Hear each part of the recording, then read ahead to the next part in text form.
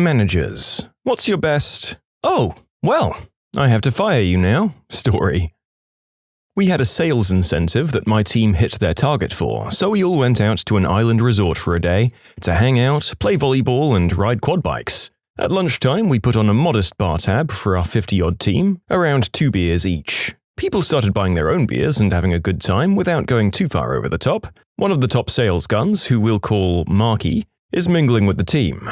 5 meters away from his boss, with hundreds of meters of beautiful deserted beaches in both directions, Marky pulls out the biggest roll of wacky tobacco I've seen in my life and has at it like it was the last one on earth. Really, his gusto was impressive. I gave him the, "Really? You're going to do that right now?" eyes, and so it was that I had to fire the guy. The kicker is that he had booked a room in the resort on the island for the night, and I was 5 minutes away from catching the ferry home.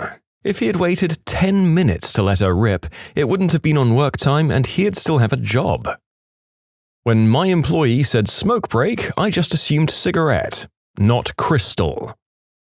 Okay, I'll admit I didn't actually fire this guy because I didn't get the chance.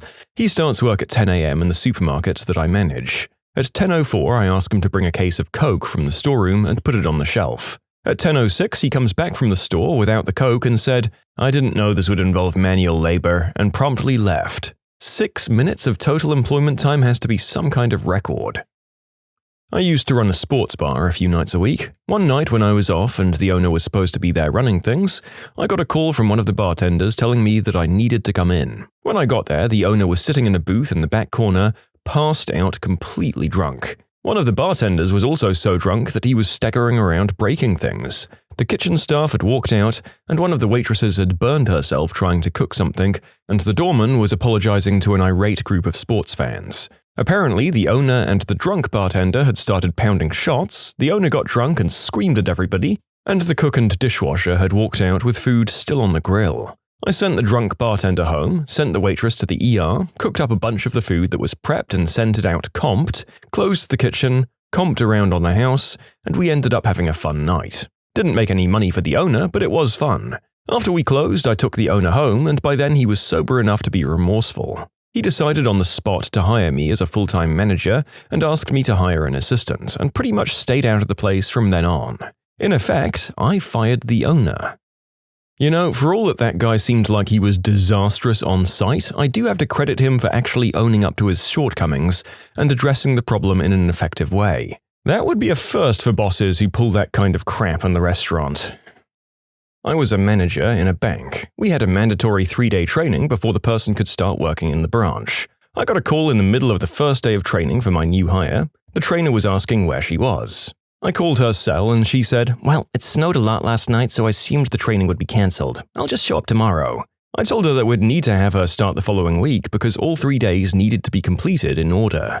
She told me that she wouldn't work because she had a 5-day Vegas vacation set next week. She'd never told me that when we told her the start date. I should have fired her right there, but we didn't have many good applicants, so I gave her one more chance. I told her that no matter what, be at training next week. So next week, I got a call from the trainer asking where she was again. I called her and she said, "My flight back from Vegas got delayed and I only had like 3 hours of sleep. I didn't want to show up tired and make a bad impression. So, I fired her." I used to work retail, and every holiday season we'd bring on a bunch of new sales staff to keep up with the crowds. This particular new hire, let's call him Bob, aced the interview. He was well-dressed, well-informed, affable, and to be honest, when you're hiring seasonal staff, you're not looking for the best of the best, just warm bodies to fill a space. So, Bob was the dream.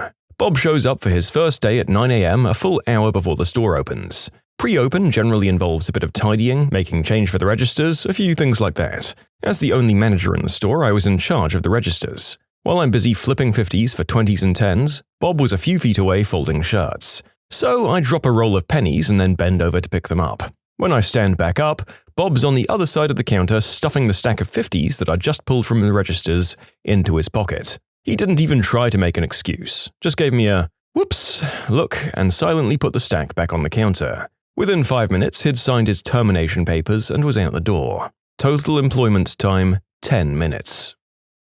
I was supervising a call center where the agents did market research surveys. One of the new guys from the recent training class had been working for a few days and had yet to even get decently into a survey with anyone. Like he'd sit there for 4 hours at a time doing nothing but occasionally throwing out an intro. But since he was a quiet kid and didn't complain, I spent more time with the others in his training group and didn't focus on his lack of production until about his 3rd day. I just wanted to hear how he was pitching the survey to give him some pointers. So I tapped in. They can't tell that we're listening into their calls, and I was on the other side of the room. On his first call, there was an answering machine. On the second call, an old man answers. "Hello?"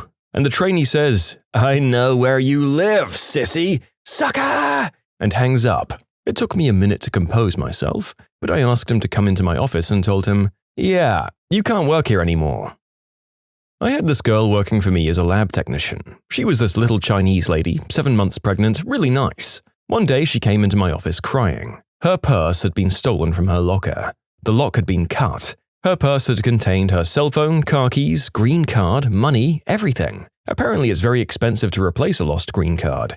She said it was more than $400. Also, since her car keys were now gone, she had no way to drive home. She lived 50 miles away. Keep in mind, 7 months pregnant. So her husband had to leave his job to bring her spare keys so she could drive her car home. Meanwhile, I reviewed the security tapes with HR, and lo and behold, we caught a girl on camera with a frickin' pair of bolt cutters going into the locker room.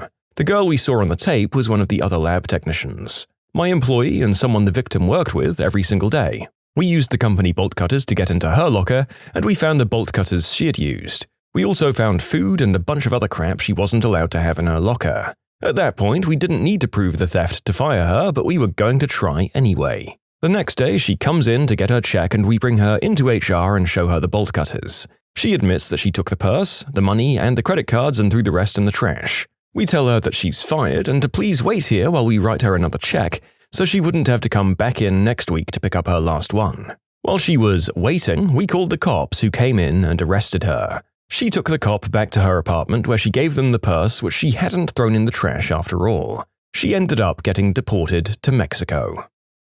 The boss's son decided he wanted to be a graphic designer. But he had this problem, he always had other things to do on deadline day. Once a week we put out the paper, and it usually involves 10 to 12 grueling hours of work. He always had some lengthy errand to run, and because his father was never around, he kept doing this, leaving me to do all the work. Finally, his dad tells him he has to stay at work and can only leave if I give him permission. The very next deadline, he asks to leave for the afternoon.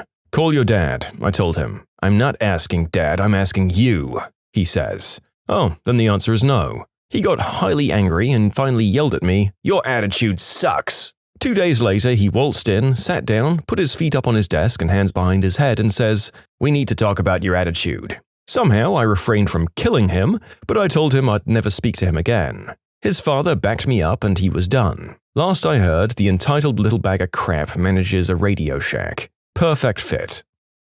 Well, the narrator thought he should mention that this comment was written circa 2011. As funny as the idea of this dropkick son managing a defunct electronics store in 2020 was, he had at least a year or so before that one got closed down, most likely.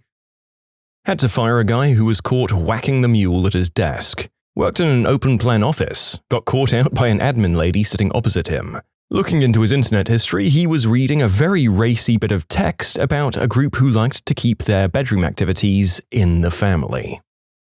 Used to manage a pizza joint years ago, and another manager hired this juggalo. My first time working a shift with the guy, he was practically sleeping at his counter. I told him he needed to get to work, and the guy blew up. Walked around the store, stomping his feet, taking his shirt off, wanting to fight me in front of customers. I'm an ex-bouncer, and I don't take any crap from guys like that. I called his bluff. He ended up leaving, accidentally hitting another delivery driver's car as he sped out the parking lot. Do I really need to tell you he was fired? I hired and fired an employee on the spot. He went out for his substance testing in the morning, passed it, and came back ready to work. I handed him his safety glasses as we proceeded to the shop, and he said, "I didn't sign up for this," and proceeded to tell me what a piece of crap the company was for making him wear safety glasses. I fired him then and there, and he pleaded to rehire him if I wouldn't make him wear safety glasses. How does that work? He had no leverage. I was working in a manufacturing facility and had just brought in some temporary labor. This particular temp was someone I'd only worked with a couple of times before, but he seemed like a switched-on guy. Math student doing graduate work if I remember correctly. Anyway, I bring the guy in, go over the related safety talk with him, and walked him to where we'll be working in the welding area of our plant. Our parts weren't there yet, so I asked him to stay and wait for a few minutes while I went to get them. 5 minutes went by and my phone rang. It's a superior in the plant telling me I have to see something, to meet them at their office, and that we'll be walking back to where I'd left this temp. We get there, and he's managed to stack some empty totes in a nice lounge chair for himself. He's removed his safety glasses, is holding his cell phone in one hand, texting. Cell phones are banned on the floor, as I just finished explaining to him. He has his other hand picking between his toes. Yep, he'd taken off all of his safety equipment, including his safety socks, in the middle of a welding shop and was picking his toes. He even tried to start walking like that when we approached him. Needless to say, I ushered him out of the building and never worked with him again. You can submit your own stories to be featured here on the channel. The story submission link is in the description below. And if you want to listen to some vibey music in the background, check out easymode, also linked below, and subscribe. I let myself get pressured by my boss into hiring a copywriter essentially because she had an enormous chest. She did a couple of writing tests that came back okay, and her attributed work on other sites and magazines was passable, so I didn't fight it too much. First day on the job, she announced that she's both dyslexic and suffers from adult attention deficit disorder and will need all sorts of special equipment to work with and longer deadlines to complete her work. Not really what you're looking for in a wordsmith. When I pointed that out, she rattled off a list of other companies that she was in the process of suing for unfair dismissal. Happily for me, she also began stalking someone else at work, ultimately sending him hundreds of very detailed, inappropriate messages, so we were able to get rid of her that way. I caught an employee running an adult site from his desk. Not just surfing prawn, mind you, running and maintaining said prawn site from his desk. A woman at my office was hired on as a software programmer. That was until our HR manager caught her hiding in the woman's bathroom with a very large how-to-do programming textbook. Turns out she had no frickin' clue what she was doing. Guy was working there 2 days. He was probably about 45. Went up to a long-time female employee, slapped a $50 bill on the table, and told her it could be hers if she just went along with him. When I confronted him, he admitted that he did it and didn't think it would matter because she seemed like she was probably the office working girl. I didn't even have to talk to HR about that one. It wasn't a firing, but an employee at my company was laid off. While we were cleaning out his office, we found the entire back wall of his work area caked with boogers. Damn it, man, what the hell is this? His explanation was, the trash can's right there, and when I flick them in the trash, sometimes I miss. This is from the same fellow who crapped his pants while walking to work one day and called me on his cell phone asking me to pick him up and drive him home. And yes, I was his boss. Well, while I'm sure it was flattering that you were the one he trusted to help him in that messy situation, if I make brown, I don't think I'm going to tell another living soul, let alone the man I'm late on my way to work for. An employee, let's call him Bob, was out for a week allegedly with an infection of some sort. Bob was a young guy in his early 20s, and his mother called several times while he was out to keep me in the loop. One day, Bob unexpectedly returned to work about 3 hours past the start of his normal shift. He tells me he's feeling better and wants to go back to work. He looks awful, and I try to convince him to go home, but he insists on working, so I walk with him back to his cubicle and ask him if he needs anything. He asks for a glass of orange juice, and I happily run to the break room to get it for him. A half hour passes, and another employee enters my office looking a bit concerned. He suggests I go check on Bob, saying he doesn't look well. Upon entering the area where Bob sits, I find him slumped over his desk, head down and eyes closed. I wake him up and tell him he needs to go home. He agrees, takes a long sip of his orange juice, and tells me he just feels awful that he's been out of work for so long. I realize that letting him take the train home alone wouldn't be safe, so I grab a nearby phone and call him a town car. I watch as Bob tries to stand up and collect his stuff. He can barely hold himself up, so I offer to help him down to the car. With Bob leaning on my shoulder, we began to leave when I realized his backpack was still sitting under his desk. I suggest he hold onto the cubicle wall while I grab the backpack, and about 2 seconds after I walk away, he stumbles, falls, and slams his head hard on the corner of the cubicle. In a frantic moment, I grab his backpack and rush back to help him up. As I'm investigating the massive red mark on Bob's forehead, which soon turned into a very impressive swollen mess, an empty bottle of vodka falls out of his backpack. Bob isn't sick. Bob is wasted, and I'd given him the mixer for his screwdriver. Trying to stay calm and get Bob out of the building without the whole office knowing he's drunk, I helped Bob down the hall to the elevator and we rode together to the lobby. His car was waiting for him at the curb, and I ask a security guard to help me get him to the car, since I can barely hold him up myself. Bob takes the seat behind the driver and immediately starts pulling on the driver's seatbelt and spitting on the seat next to him. The driver quickly gets out and tells me he won't be taking Bob anywhere. I open Bob's door and try to help him out of the car, just to be greeted with, "Don't frickin' touch me, you gay slur. I'll kill you if you touch me." I walk away, unsure what to do next, and watch as Bob falls out of the car door and sprawls out on the sidewalk as a high-level executive from my company walks by and says, "Come to my office as soon as you're done here." Lovely. I hail a cab, but the driver takes one look at Bob and peels away. I can't really blame him. I see a police officer across the street and I run over, asking for advice. The officer suggests I call 911, so I do so. The cavalry arrives, ambulance, police cars, fire truck included. Bob is angry, screaming at the cops and EMTs while they strap him to a gurney and secure him in the back of the ambulance. They tell me what hospital he's going to and take him away. I head back inside to call Bob's mother and let her know what happened. She's not surprised at all and admits that she was fully aware of his alcohol problem. I walk up to the high-level exec's office and he immediately just starts laughing his butt off as I enter. He just wanted to gossip. Obviously, Bob was fired. My boss actually had me send a courier with a termination letter to his hospital room, which I felt awful about. I only heard from Bob once after that day. He was in rehab and doing better, and he had called to ask if he could use me as a reference. I was working as a duty manager at an arcade to which I'd been transferred to help get it into shape, with the new manager that they'd sent there. I'd started at another site as an attendant and got made supervisor within a few months. This new place previously had one supervisor who didn't give a crap and 8 lazy attendants and one really over-the-top, hard-working lass. A lot of the machines were down on cash and I was told by my boss to find out who was stealing and simply get rid of them. So one by one I started fixing the machines so the meters read correctly and so that only I or my boss could get into them. The machines start to register what they're taking and everything seems to be going well. I walk into the office in the back of the arcade to hear guys complaining in the tea room about how hard it is to steal from the machines now. One or two of them make suggestions on how to get round the new locks and the working meters, and another one makes jokes about giving the new boss a kicking, which actually progresses into a conversation about how they'd do so. It went on for about 10 minutes with me making a fair few mental notes. As they obviously weren't going to do their jobs and were just mooching, I decided to ask them about it. So I went into the office, took a seat and called them in. The 4 of them enter with a look of uncertainty and ask what the problem is. I then tell them off the bat they're facing disciplinary action for stealing from the company, for intentionally damaging company property, taking unscheduled breaks, and for one guy falling asleep at the cash desk. This guy I felt sorry for prior to, as for the first job I'd ever had 8 years ago I had worked alongside him. These guys initially denied it, but when I stated various methods and repeated parts of their conversation, they buckled. Passed it on to my boss who raged the F out and fired them. So, 4 people in one sitting.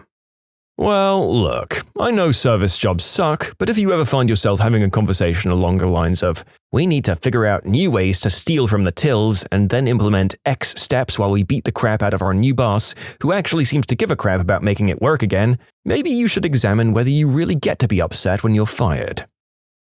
I once worked as a general manager of a construction company. I had a tile installer that worked for me for a couple of years. Near the end, he had developed a bad drinking and substance problem. He once asked for extra money from a client because he said that I didn't pay him. That wasn't true. The client told me, so I told the troublesome employee I was going to have to remove him from the job site. He stole $400 in cash and possibly a watch, they weren't sure, from one of the client's purses before he left, so I had to cut a check to her and apologize. We were nearly done there, so she let us finish the last few trimmings and shower door installation. It had been a big 3-month-long remodel, and there hadn't been a hint of an issue with any of the other roughly 20 guys I'd sent to her house. She wrote it off as one of those things and accepted my apologies. The worst part is he was building a custom shower which he didn't waterproof, we later found out. The customer could have fallen through the 2nd story as the boards rotted. Luckily, she called us because a tile was coming loose. I came out and just about had a heart attack when I saw nothing but tar paper under the tile. Under all the tiles. I began pulling them off with ease, one by one, and I was so mad that I tried to set up a meeting with the guy. His phone was disconnected. We had to redo an $18,000 Moroccan-style showroom at our own cost. If I could find that guy to this day, 5 years later, I would beat him senseless. Oh, mine was a fun one. Older guy, hired him for a customer service position in a call center via a temp agency. Well, after 2 weeks, he calls me to tell me he's had a heart attack and is going to be out for a while. Seeing as how he works for a temp agency and not directly for us, my response was, okay, just let the agency know and let me know when you can come back. The guy would call me about once a week just to let me know he was alive. After about 6 weeks, I happened to be looking at a report of payouts from the temp agency, and I see this guy's name on there claiming 40 hours. After some digging, we figured out that he had been forging my signature on them since the day he had his, quote, heart attack. I ended up waiting at the temp agency for him to come pick up his check, and by check I mean 2 cops with handcuffs. There is a well-known saying that goes, always give the hardest job to the laziest person because they will find the easiest way to do it. What is the best real-life example of this you have seen? I was once a temp at a tiny office on a construction site in around 2003. I was only there for 1 day while the regular person was on some training. They sat me down and told me that I just needed to copy all these numbers from one program to another. So I selected them, hit Ctrl-C and Ctrl-V. Turns out about 60% of this woman's time had been manually typing the numbers from one place to another. I work in finance at a large multinational corporation. I feel like a big part of our job is just stop doing things and wait to see who complains. If someone complains, we keep doing it. If silence, then we call it a controlled drop and put it on our performance review for creating efficiencies. I worked in a CNC shop. There would be a pile of jobs that needed to be done for the month. Some took days to run, while others were generally quick. The record for jobs done in 1 day was 8. What I did was looked through all the jobs and organized them by setup, meaning every job has a setup time. Can take an hour to get all the tooling together, setting up the cutting table, and setting the parts square to the table so the machine can gauge where the part is. So when I insert the code into the machine, it can run flawlessly and drill, mill, tap, whatever within literally hair measurement, for every single job. Majority of parts use standard tooling, and I have automatic tool changing with 20 pockets. Long story short, I figured out how to line up jobs so they all have the same setup. Blew the record out of the water with 30 jobs done in 1 day, saving the company tens of thousands of work hours. All because I didn't feel like doing all the setups that day. I worked at a summer at a mortgage company as an assistant to the underwriters. My only job was printing documents and then hole punching them to put in folders. They had a super fancy Xerox printer that basically did my entire job for me, but the underwriters at this company didn't know how to click through printer settings to make the machine hole punch as it was being printed. I showed them how to do it, and they resisted it super hard. Like they didn't trust it, I don't know. So I got to keep my job, but what was supposed to take me all day literally took me 20 to 30 minutes first thing in the morning. So they started assigning me real tasks, and even offered to keep me on to eventually become an underwriter too, because I was so sharp. I.e., I knew how to use the very expensive printer they already had. I was just about to start grad school, so I had to politely decline, but I'm pretty sure they didn't hire someone to replace me when I left. In conclusion, they had a printer that already did my job for me, but didn't know how to use it. I showed them. Maybe not the most impressive story here, but I thought it was a great sidestep of effort nonetheless. Co-worker of mine had to get rid of smaller junk fiberglass boat with no trailer. Our other co-workers are all telling him how much time and money he's going to need to get rid of it, and he's just saying, "Oh, is that so?" He took off one day and sat down on his lawn with a cooler of beer. That day was garbage day. Inevitably, the trash guys rolled up. He hands each of them a cold beer and says, "Hey boys, got $50 for each of you if you help me out real quick." They fed the entire 12-foot boat into the packer, crushing 2 feet at a time.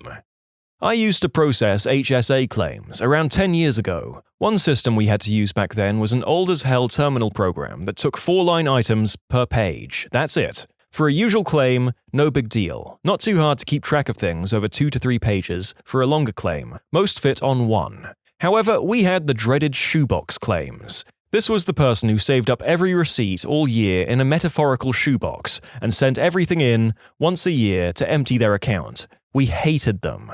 Dozens or hundreds of line items totaling thousands of dollars. Just because you only have $500 in your HSA doesn't mean we get to stop there. If you sent in $4,000 in receipts, I've got to account for all of it. Totally killed your numbers for the day, and they tracked claims per hour religiously. The main issue was double-checking that everything added up right when you were done entering it. At 4 items a page, it took forever to tally. So I made an Excel sheet. It was laid out so I could enter every single line, then run a macro that would calculate the needed totals and dump all the text to a text file formatted exactly, so I could select 4 items at a time and paste them directly into the terminal window from the default starting cursor positions, and every field would fill in automatically. Copy, paste, next, copy, paste, next, copy, paste, next, etc. It easily halved my entry times with way less work. Finding any typos was much easier. I just had to look at one column organized sheet instead of scrolling through God knows how many pages of terminal text. It was great. I showed it to my manager so the rest of my team could use it. She was horrified I would use something like that, as no human was double-checking as they went along. This despite demonstrable improvements to my error rates on large claims after I started using it. She ordered me to stop using it and forbid anyone else in her team from automating any part of their job at all. I kept using it for all of the 2 months I stayed there after that. I had some of the highest claim per hour numbers and lowest error rates on her team. I never developed any more tools for them. Flip her. I wonder if this individual ever got found out, but hopefully if they have, their results speak for themselves. Worked as a cashier during the holiday season back when I was 16. The supermarket was selling drinks by the boxes, and at that time we only had barcode scanners that was at the front of the computer. No gun-type scanners existed. I was lazy and didn't want to carry boxes up to the scanner, so I politely asked the customers if I could carve out the barcode from their box to scan and keep. Some agreed, some didn't want to, but eventually I managed to amass all the barcodes needed, labeled them and kept them in a file for easy reference. Apparently, some other cashier got green-eyed at my smart move and complained to the chief cashier, who promptly lectured me on, bullcrap alert, how it's dangerous for me to scan such barcodes as I might scan the wrong things. She told me to throw it all away and carry the boxes like I was meant to. I mean, I was young, so I could, but the other cashiers were older and some were elderly and needed the customers themselves to help carry the boxes to the scanner. But whatever, I guess jealousy trumps common sense. Was a temp. Got hired for the day to print 30 packets with 100 pages each. Why would it take a day? I asked. Our printer doesn't collate the pages, so it will take you the day to sort the pages into the 30 packets, they said. Right. It was a standard office Xerox printer. It took me all of 30 seconds to find and click the collate button, clicked the staple button while at it. All got printed by itself into a nice stapled packet, and I got paid to browse internet for the day. They thought I was a genius for fixing their printer and gave me glowing recommendations to the temp agency that led to more jobs. Well, there's our second just use the feature included in the office equipment story for the day. Funny that. At my last job, a truck suspension shop, we did inventory every December and it was someone's job to count out all the washers and screws of every size. It was my first inventory and I casually mentioned that they should just weigh one screw or washer, then weigh them all and divide the weight to get the count. Everyone looked at me like I had given them the key to the universe. Counting washers and screws went from a day or two to just a few hours. Herding yak with a drone takes the cake for me. They run from it and oddly fear it, which is surprising considering they have literally 0 aerial predators. We only did it a few times because it really makes them uneasy and it doesn't treat them well. But it is very effective and easy, and you can herd them from over half a mile away from inside the house. Automated 70% of my job in a large finance firm as an intern. Never disclosed it and got easy money for 6 months. I spent the time doing courses and applying for my grad school. Got my admission letter during the final 2 weeks of my internship and never looked back. Pro tip, Python and Excel can be your best friend.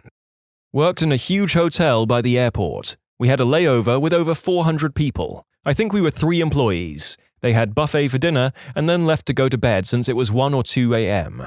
Rule was we should always go to the room and pick up as many plates as we could and then bring them to the cleaner. Took us ages and I wanted to go home. I decided to roll out the cart and collect the plates and put them on the cart. Guests were seeing it and started putting their plates on the cart when they left. All of a sudden, hundreds of people cleaned up their own stuff. Duty manager saw it and I thought he would blast me since the hotel was a 5-star place. He just looked at me, smiled and said, "That's why I like to hire lazy people. They think of ways to finish work faster." I have an example of how the truly lazy will sabotage tracking so no one knows stuff is broken. There was this guy at a software company that does integrated software systems. He hated his boss at his job and apparently most of his team. Every time he was assigned a bug to fix, he would mark it resolved and assign it a no-reply email address associated with the team. The odd thing that I don't understand is how he managed to keep issues from getting escalated to other real people. At any rate, no one caught on. When he found a new job and a couple of people on his team took him out for drinks, he said, "You should look back into all the bugs I fixed. I never did any of that." So the guys who took him out for drinks went back and audited his work and were like, "Holy F! Not only did he do nothing, he hid identified issues for like a year." Must have been an EA Games dev. Was tiling a bathroom floor. One young guy I was working with was cleaning up when we were done. I told him to take the leftover tile downstairs to the truck, and then went back to cleaning what I was doing. 10 seconds later, I hear this huge crash and then a soft, "Oh, right." He had gone out onto the balcony and dropped them down into the truck, shattering over $100 worth of tile. He said he thought it would be faster. He wasn't wrong. I'm in corporate accounting, and I'm the only one in my department with a CPA. Of course, I have to take continuing education for my license, and I usually take as many hours of Excel courses as I can each year. By learning the keyboard shortcuts, advanced formulas, and a bunch of useful hidden features in Excel, I'm able to get most of my work done in less than 2 hours, then spend the rest of the day browsing Reddit and watching YouTube videos. Thank goodness our cubicle walls are high, or I'm sure they would have fired me by now for being on my phone 6+ hours a day. I look back at my time in corporate accounting and often realize just how much effing around I did at work, with literally no consequence. Other than month-end close, I feel like I sat on Reddit a solid 4+ hours a day. If I had improved my Excel to the point of knowing how to write macros, I would have been on 7/8 of the day. It made a lot of sense why the company I worked for decided to push for job documentation for 2 years, and then outsourced the work to offshore accountants. Sometimes I wish I was still in that job, and some days I'm very, very happy that I changed careers. There's a story that I've heard a few dozen times about a toothpaste company that had accidentally sent out cases of their product that had a few empty single boxes of toothpaste. The company had endeavored not only to rectify their mistake, but to ensure they did not repeat it. They hired an engineering company that designed a scale and an alarm shutdown system. If an empty carton was passed down the production line, klaxons would be triggered and a full stop would initiate until the offending box was recovered and an all clear had been entered into the computer system before production could resume. The company paid through the nose, but was ultimately pleased with their failsafe, and the engineers patted each other on the back. A few months pass and the engineers returned for quality control. The toothpaste company reported zero margin of error for weeks. Turns out, one of the minimum wage hairnet types on the assembly line didn't appreciate the sound of klaxons or working with the computers, so he or she had aimed a large fan at the production line before the scale that blew the lighter, empty cartons off the conveyor belt. Problem solved. Amazing. By teeing off the regular workforce with annoying alarms, the engineers motivated the factory workers to solve the problem themselves, after several thousand in R&D into the scale system. During my internship, my professor gave me line graphs on paper and asked me to find the coordinates by drawing horizontal and vertical lines. It would have taken hours, if not days. I thought to myself, I couldn't be the first one who is lazy AF. So I googled it, found this cool free-to-use software, Web Digitizer. Step 1. Scan the graph. Step 2. Mark the X and Y axes in the picture. Step 3. Grab a beer because you've got the nicest mother-flipping graph you couldn't have drawn yourself in a million years. My professor was so happy, she asked me to document the method and mail it across the entire department. Yes, I did share my original method with my professor and the entire department. 1, she was a really supportive professor, and I wanted to return her favors, even if the software might have been the tiniest help to her work. 2, the original developer of the software made it available online for free. He could have made it a paid service, and believe me, researchers would have paid because it is that good. But he kept it free for all of us to use, and it was my responsibility to share his work as much as I could.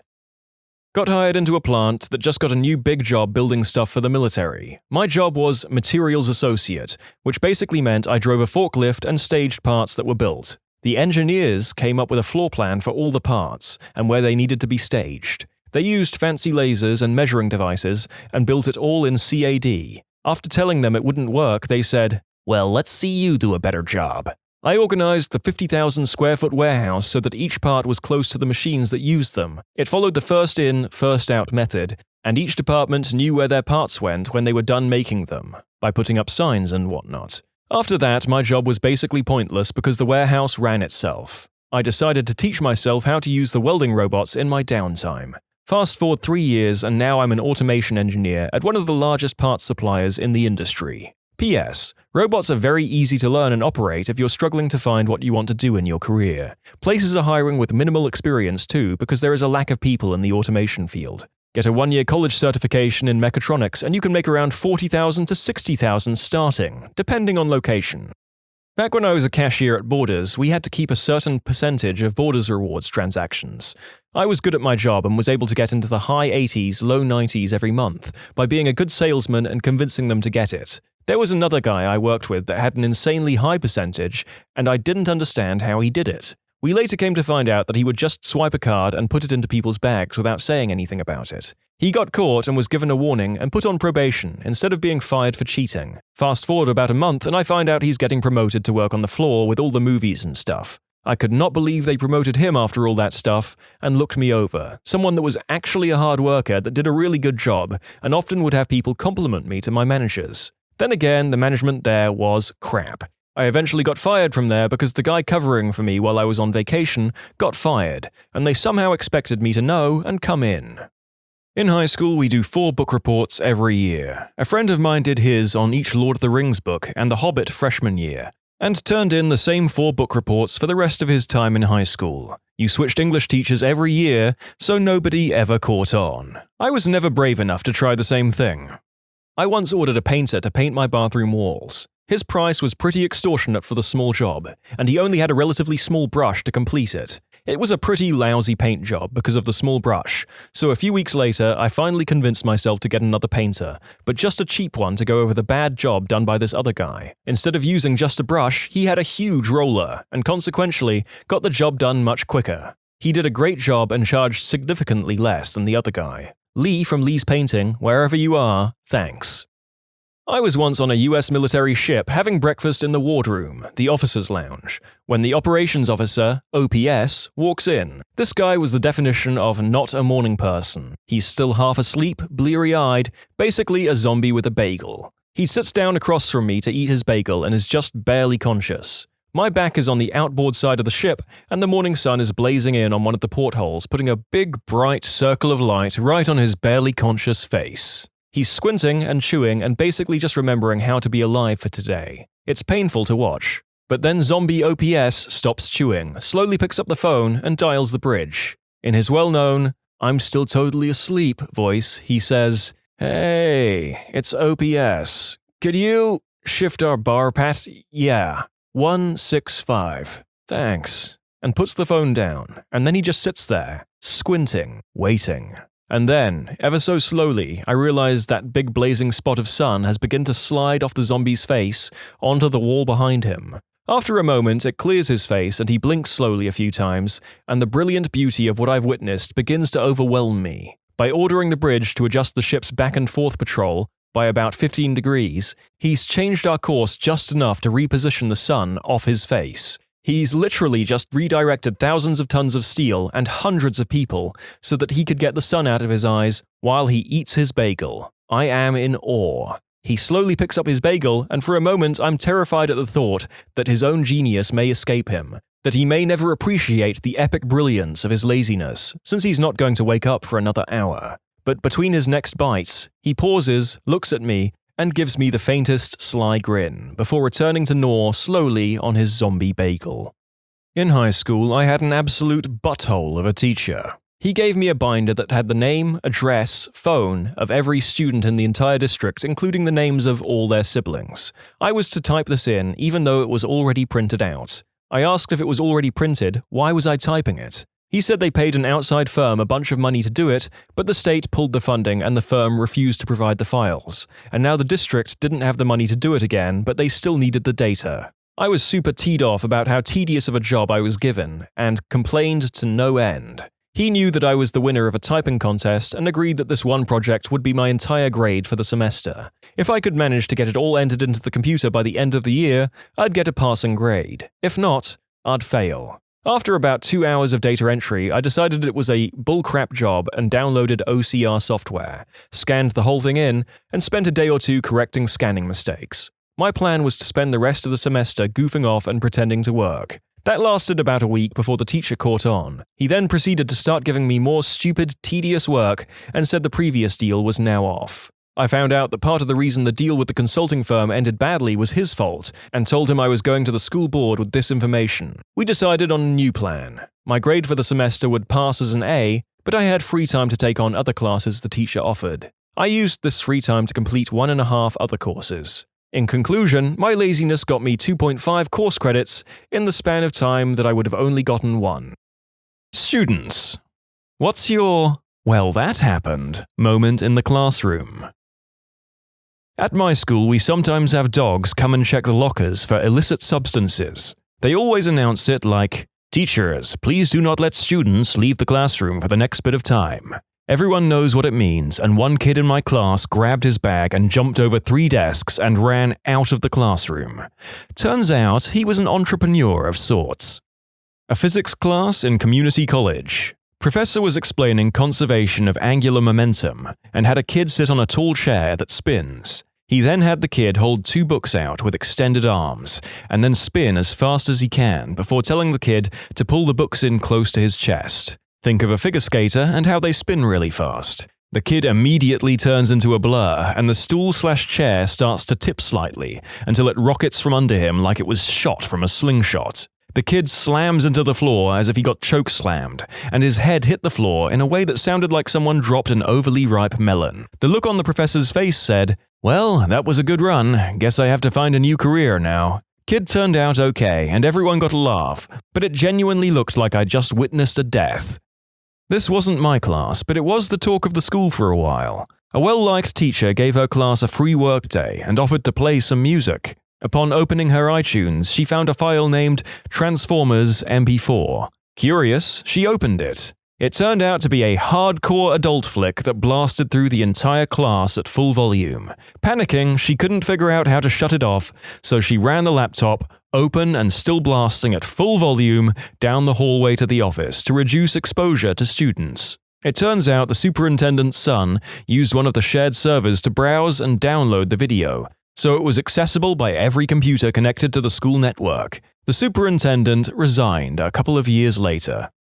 In high school physics, we were waiting for the teacher to show up, and another physics teacher from another class comes in with a bowling ball and says, "Do you guys think I can dribble this?" Everyone just looks at him incredulously, and he begins to repeatedly and heavily strong-arm the bowling ball onto the floor hard enough for it to rebound high enough that he can keep the momentum going. People start to laugh, but after about 5 or 6 bounces, the ball splits in half as it hits the floor. He quickly scoops up the halves, holds a conspiratorial finger to his lips, and shuffles out the door. About 15 seconds later, our physics teacher comes in, looks at the few dusty chips of bowling ball on the floor, and asks, "What was all that noise? What's this mess on the floor?" A kid fell out of the restroom ceiling and broke the whole ceiling. And in a different classroom, someone got thrown across the room into a wall. Guy with anger issues started yelling at the teacher and then slapped her across the face. Keep in mind, this fat kid was huge, and the teacher was this old, tiny Asian woman. The nicest guy in the class smokes the guy with a sucker right hand and just puts the guy out cold. When my teacher brought his samurai sword and started yelling random samurai cries while trying to teach us about ancient Japan. Quite the period we had that day. When I fell asleep in the first row, and the professor and the other students started clapping to wake me up, and when I woke up, I also started clapping like a moron. 2 things you need to know. First, there was this guy at my school whom I've now known for 25 years. His thing is to scream, "Frick yeah!" at everything. He's done it since I've known him. In case it wasn't obvious, frick is a YouTube-friendly term for what he actually said. Anytime someone mentions Matt, someone always adds a "Frick yeah!" He is huge and very loud. When he comes in the bar, he announces his presence with an exuberant "Frick yeah!" If he calls you, you say hello and he yells "Frick yeah!" You get the picture. Second, my senior year. It was a thing to sneak vodka into the school in Cinnabon mugs. For some inexplicable reason, plastic Cinnabon mugs were like a huge thing. Sashaying around flaunting your Cinnabon mug. Rolls eyes. Anyway, I'm in post-lunch class one day and one of the Cinnabon vodka girls ups and starts puking bright hot pink, fruity vomit out the window behind her. Then she stood up and screamed, "Woo! Frick yeah!" at the top of her lungs with her face covered in puke. Frick yeah dude is also in this class, so he immediately screams, "Frick yeah!" back. Then she yells, "Frick yeah!" and they go back and forth yelling, "Frick yeah! Frick yeah!" getting progressively louder with each one until the teacher gets her and ushers her out of the room. The rest of us just sat there like, WTF was that all about? This happened like 2 to 3 semesters ago at my college. I was in finance class about 10 minutes from it ending. It was around 2:30, and I had to work at 4:30. Planned on hitting the gym between. Typical day, was getting ready to go by drinking my pre-workout in the last 10 minutes of class. Well, it turns out someone had a different plan. We get an email that the school is in a legitimate lockdown. There is a questionable man on campus with a tactical vest and large backpack walking around campus. Oh boy. So here's the reactions to this information. 50% of the class immediately panics. No idea what to do, huddles in the corner texting their loved ones, one chick bawling her eyes out, making all the noise, puked in the corner. Sick. Foreign exchange student whips out his laptop and starts a League of Legends game, getting visibly agitated at the back of the room. Frickin' Yasuo, am I right? Teacher breaks a piece of metal off the vent and stands by the door prepared to what looks like kill Julius Caesar. Professor in the adjacent room, connecting door, walks in and explains that we should all calm down because worst case scenario is we die and we get a cool plaque with our name on it in the hallway. This does not help the students already having anxiety, may I note. I'm over here, phone dying, absolutely yeeted to crap on pre-workout, with the inability to expend this energy. Wondering if I'll get fired for a no-call, no-show and feeling 99% peed off rather than scared. Look to the left out the window, SWAT team on the roof.jpg. Had this sketchy man come into our room. I'm of the utmost confidence that he would have walked away without harming a single human, simply because it was apparent that God left this classroom a long time ago, and we were in more hysteria alive than dead. Anyways, 2.5 hours later, I'm able to call my boss after we were allowed to leave and tell him that the kid who got reported as simply a student going to class and had a big backpack. There was no vest. The kid who reported him had already gotten into trouble for trying to start a racial conflict a week prior and had just had an agenda to push. The amount of pissed I was immeasurable. In a full auditorium, a random guy from a higher year entered. He yelled, "Ladies, this one's for you," and then proceeded to take off his shirt and trousers, his boxers still on, luckily. He then flexed his biceps and did different poses in front of hundreds of students sitting there, not knowing how to react. He then left saying, "Sorry to bother you," to the lecturer. Oh well. Apparently he bet with his friends to do this for 3 troughs of strong beer. Alright, I'm going to tell the listeners what I told the university board. I was peer pressured and I was the victim. Go into the bathroom and open the door. The professor is there, pooping. We make eye contact and I freeze. He slowly reaches for handle to close the door. So naturally, I shake his hand because I'm the world's biggest dum-dum.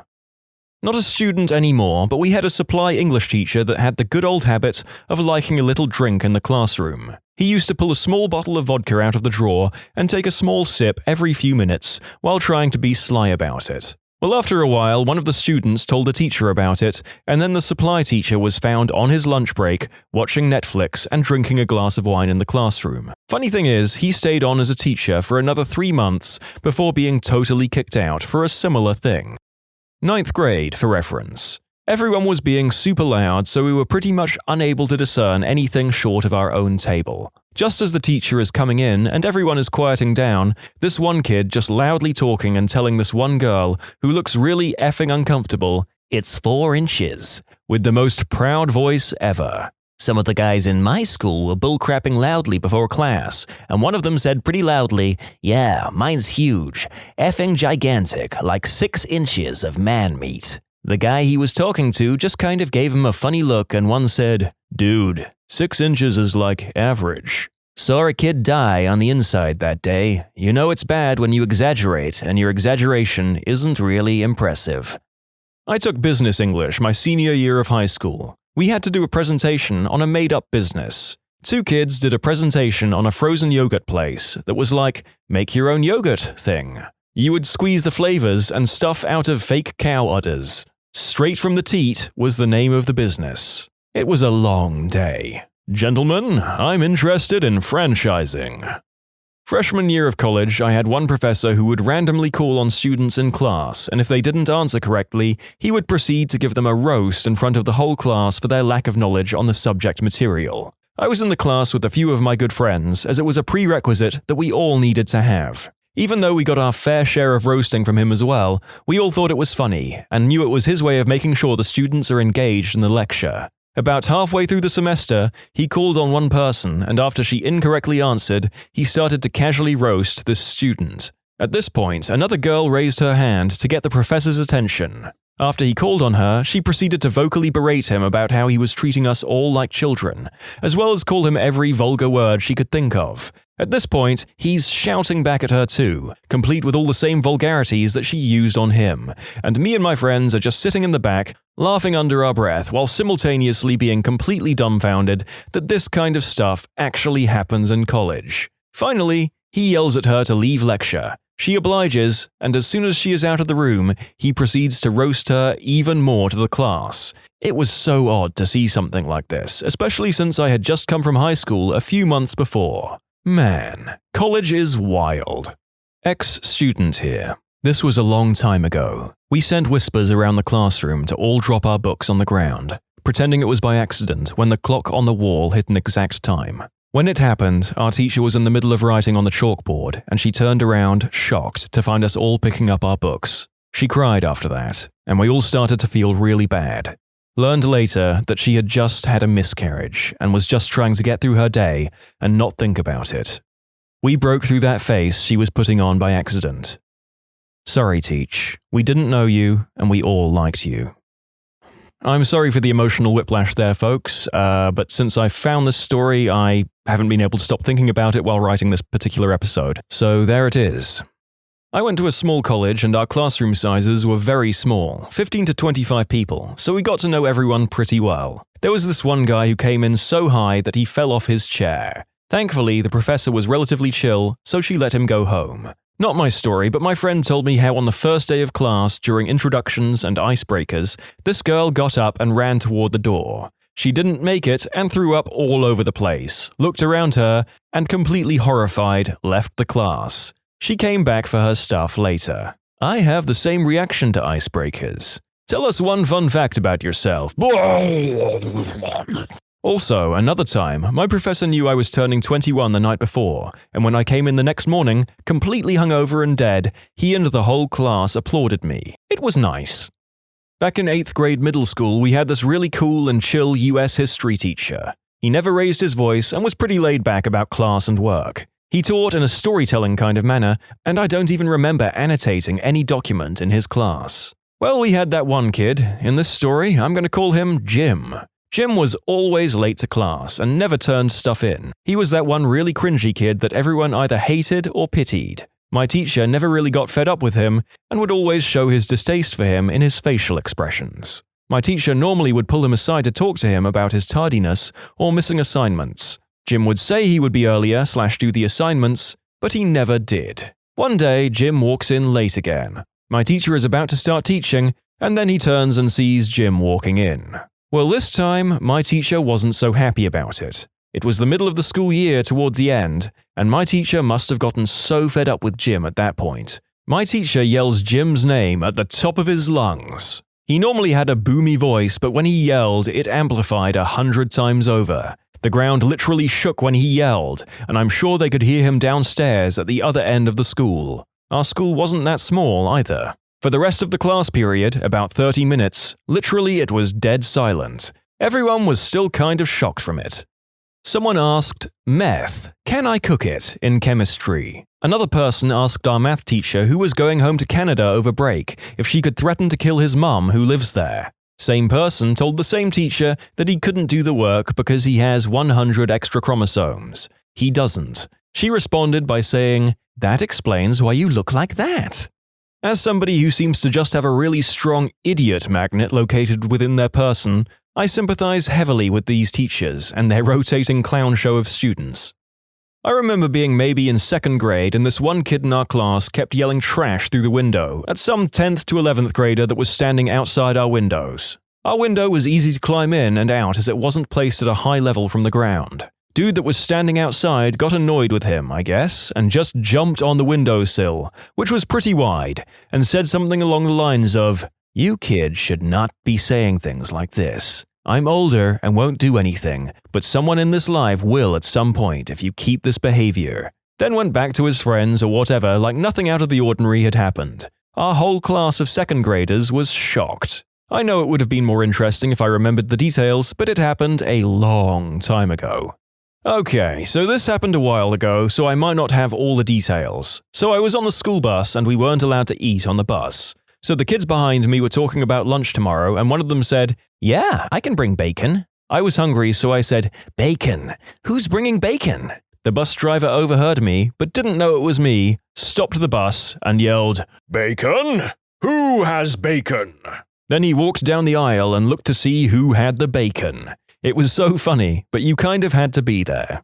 First day of school, freshman year in woodshop. Teacher just finishes showing us a safety video on proper use of how to use a table saw. Then he was about to give a demonstration and said, "Now, you're going to see me do things a little differently than how you just saw it being done in the video you just watched. But that's just because I'm a professional, and I have been doing this for over 30 years. Teacher then proceeded to immediately cut off 3 of his fingers with the saw at the front of the classroom. Blood was spraying everywhere. He was screaming, holding his hand. Guys I was with in the back of the class started laughing, thinking it was a prank. Girl in the front of the class projectile vomited. A few of us helped him and his fingers on the floor, and went and got the nurse. Someone called an ambulance. They were able to reattach them at the hospital. Wood class was cancelled for the rest of the year, and we all took some home economics in its place. This was an amazing Reads username, totally made up story? Damn it! When I was in college, I was sitting in a geology lecture center when someone dressed in a banana costume crashes in, does a lap around the room, then gets chased out of the room by a guy in a gorilla suit who came in after him. Was in a math class when a random student fell into the classroom and simply yelled, "You pushed me too hard, shifthead." He got up and left as if nothing really happened. The class laughed their butts off, including my math teacher. That's something I only see in cartoons.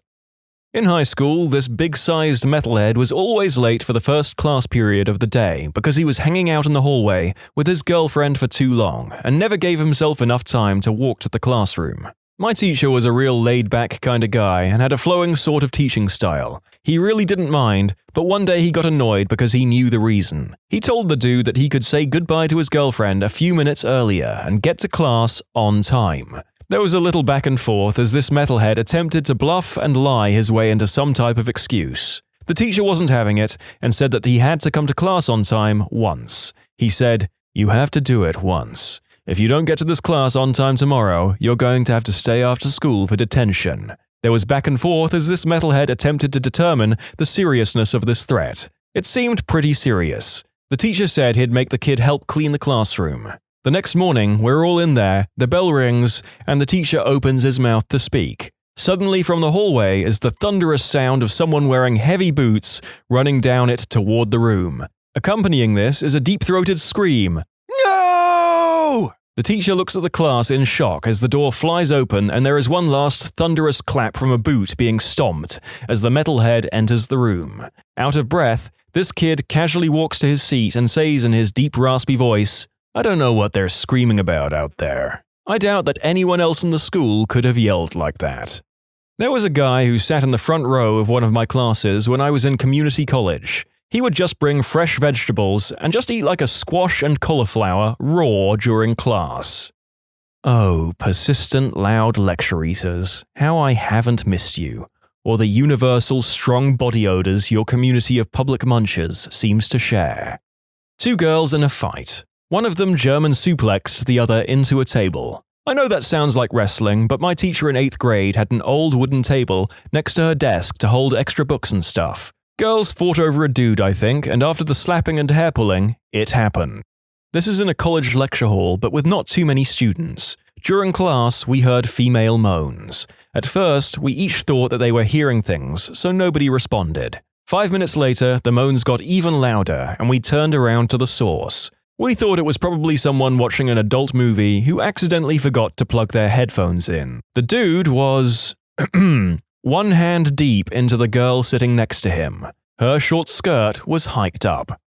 I was sitting in my physics class trying to stay awake because that class is one of the first classes of the day, and I didn't get much sleep the night before. I sit at a table in the back of the class by myself. The table to my left has 2 of my friends and 1 other student sitting at it. I forget exactly what was being taught that day, but I remember my friends suddenly saying things like, "Oh my God, are you all right? And maybe you should go to the nurse." I looked over to see my friends grabbing tissues and giving them to the other student whose nose was bleeding, which wouldn't be such a problem if there wasn't so much blood pouring out from this guy's nose. It was concerning, to say the least. Our teacher told him to go and see the nurse. He nodded, stood up, and then heeled out the room.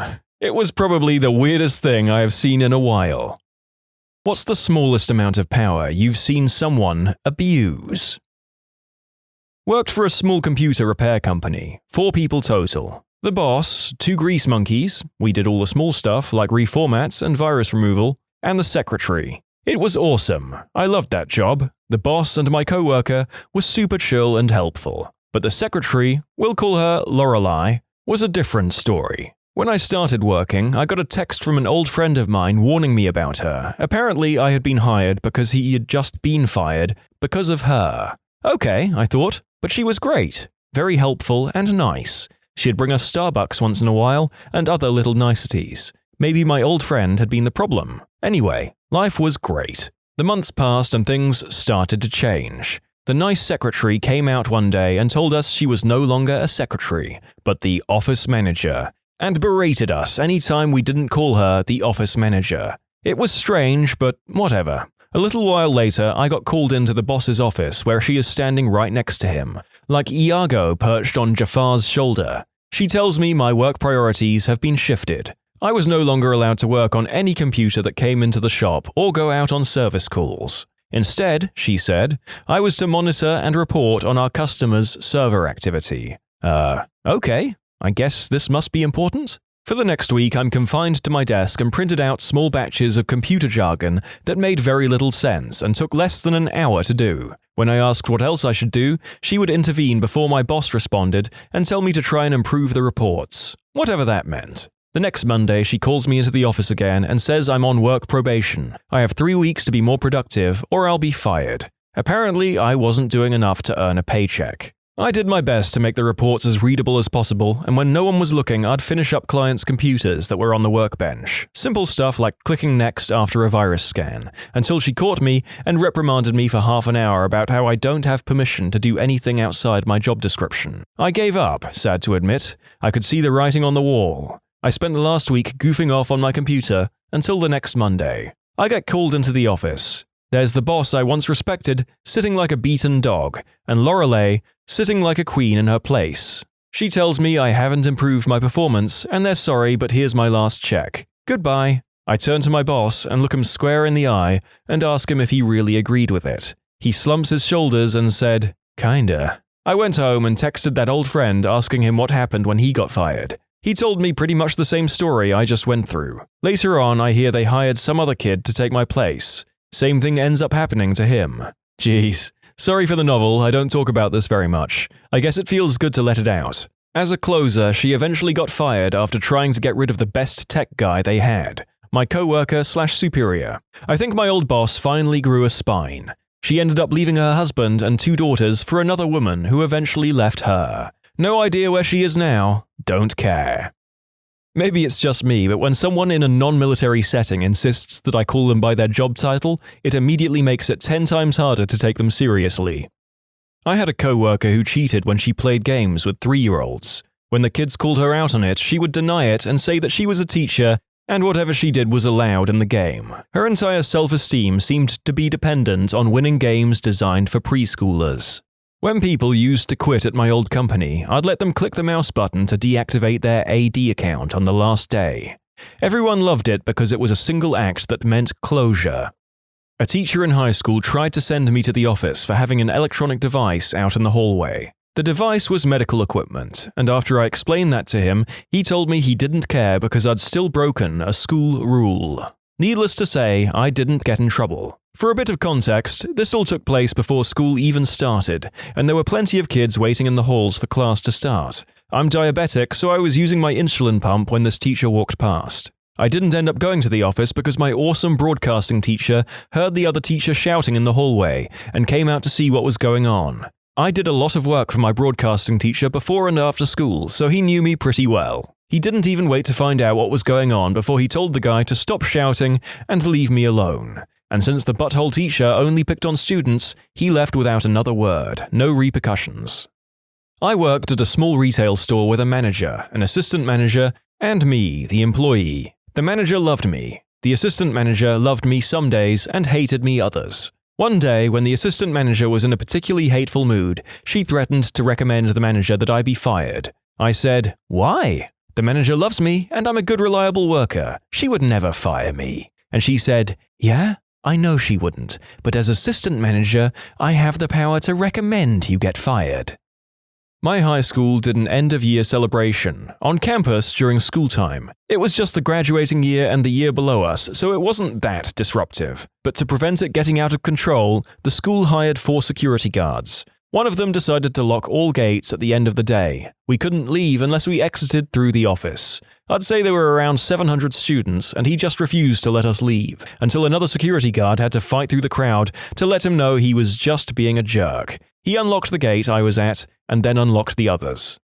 When I did safety patrol in elementary school, we gave out "good job" tickets to younger kids if they made good choices in the hallway. My best friend from my neighborhood was a grade below me, so every day I would give him a good job card so his mum would let him come outside and play. He's the only person I ever gave good job cards to. My kids were quite little, and I was giving them turns each day of being in charge of cleaning the living room to exercise leadership skills. When it was my son's turn, I had left them alone for a while and came back to the girls complaining that he was ordering them to punch each other. In elementary school, I had this one teacher who, when she would have to leave the classroom, she'd pick a random kid to stand at the chalkboard and watch the class. No one was allowed to talk or get up until the teacher came back. To be honest, my class was pretty rowdy, and given the chance, we could get really loud, which is why the teacher didn't want us talking if she was gone.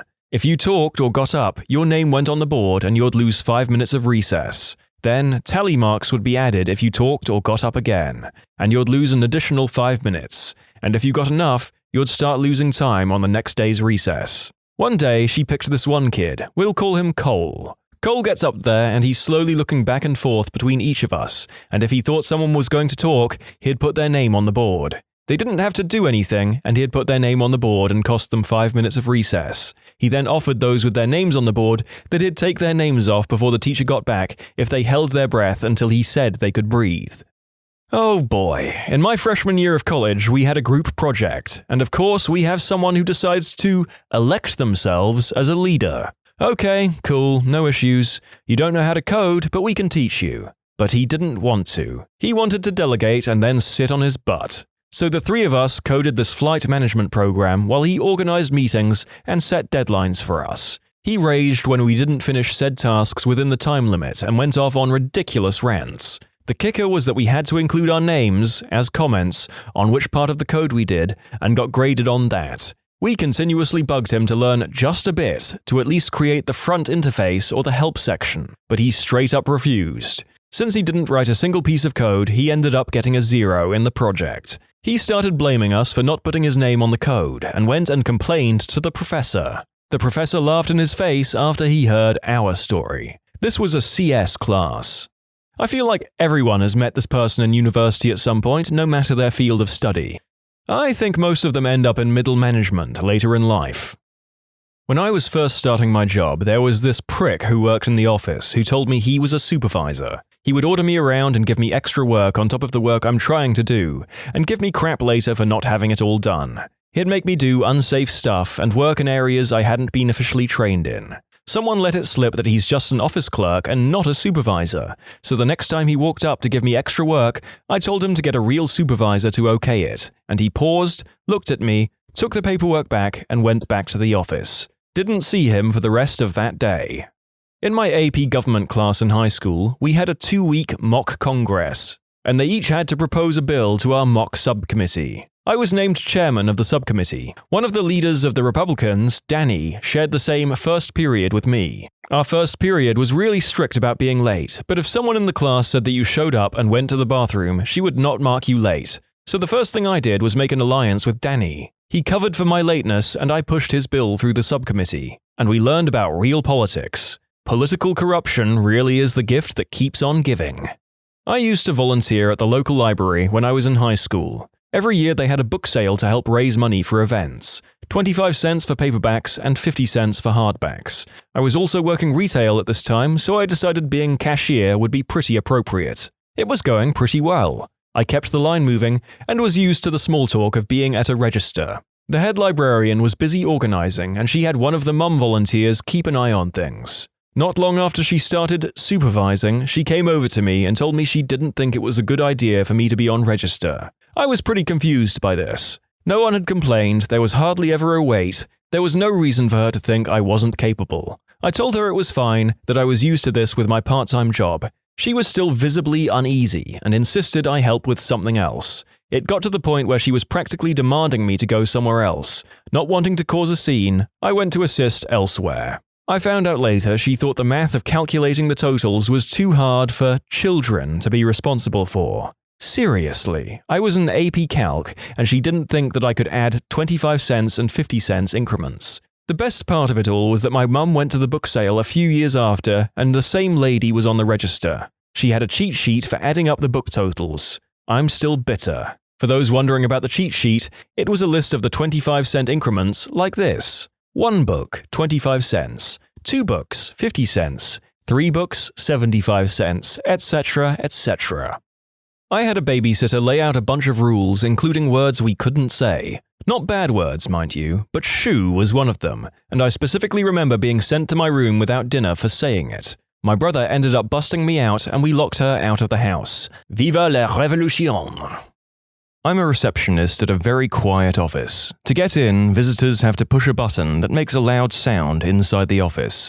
Then I see them on camera and unlock the door remotely. This girl comes every day, early in the morning, to check if there's anything to pick up. She works upstairs. She just pops her head in to see the empty box and leaves. But before this, she holds down the effing button, and the sound is horribly loud, jarring, and elongated unnecessarily. So I just sit here and stare at her on the camera for way longer than I need before buzzing her in. I'm a petty B-word. I don't think you're that much of a B-word. I think I would try playing a game with this person. I would not open the door for longer and longer increments and wait until she was just about to push the buzzer again and then open the door. Hold her up for the maximum amount of time possible every day. Maybe I'm a petty B-word too. A friend of my mum babysat us once. Major control freak. I tried to play with a small box of Legos in the living room, and she told me to clean it up because someone might step on them. So I pack up and go into my room and start playing. She yells at me from the living room that she can't see me, so I can't even be in my own freaking room. She's been sitting on her big butt the whole day, eating our Oreos and potato chips, so I say screw it and dump the box in the middle of the hallway and start building. She flips her lid and screams at me to pick them up. I tell her no. She calls my mum and yells that I'm being very rebellious and she needs to get home and rein in her horrible little son. I hate Sue. In elementary school, everyone had the chance to be a line leader on his or her birthday. One kid was kind of socially awkward, so on her day she decided to give someone else the title. Our teacher was pissed off because she felt disrespected by this mild change in line leadership. If you don't want to accept the title I generously gave to you, go to Mrs. P's classroom. I'm trying to be kind to you, but you're being a brat who thinks she has the right to decide who's in charge. Then she went off on the other girl for indecent behavior and harassment, even though she just kind of yelled at the awkward chick, but whatever. Maybe the birthday girl shouldn't have called someone else the line leader, but the teacher took personal offense for something so trivial. Worked at the concession stands at the beach one summer. Whenever responsibilities were given out of who was supposed to do what for that day, one of my co-workers would suck up to the supervisors, so they would give him the clipboard for him to decide who did what. Naturally, he never assigned himself anything. After handing out the jobs, he'd go and sit in the little office inside the stand and do nothing, while the rest of us worked. One time he assigned me the job of cleaning the boardwalk. I was to take a broom and dustpan and walk the entire length of the boardwalk looking for litter to sweep up. The idiot didn't know that the cleaning of the boardwalk wasn't the responsibility of us concession stand workers.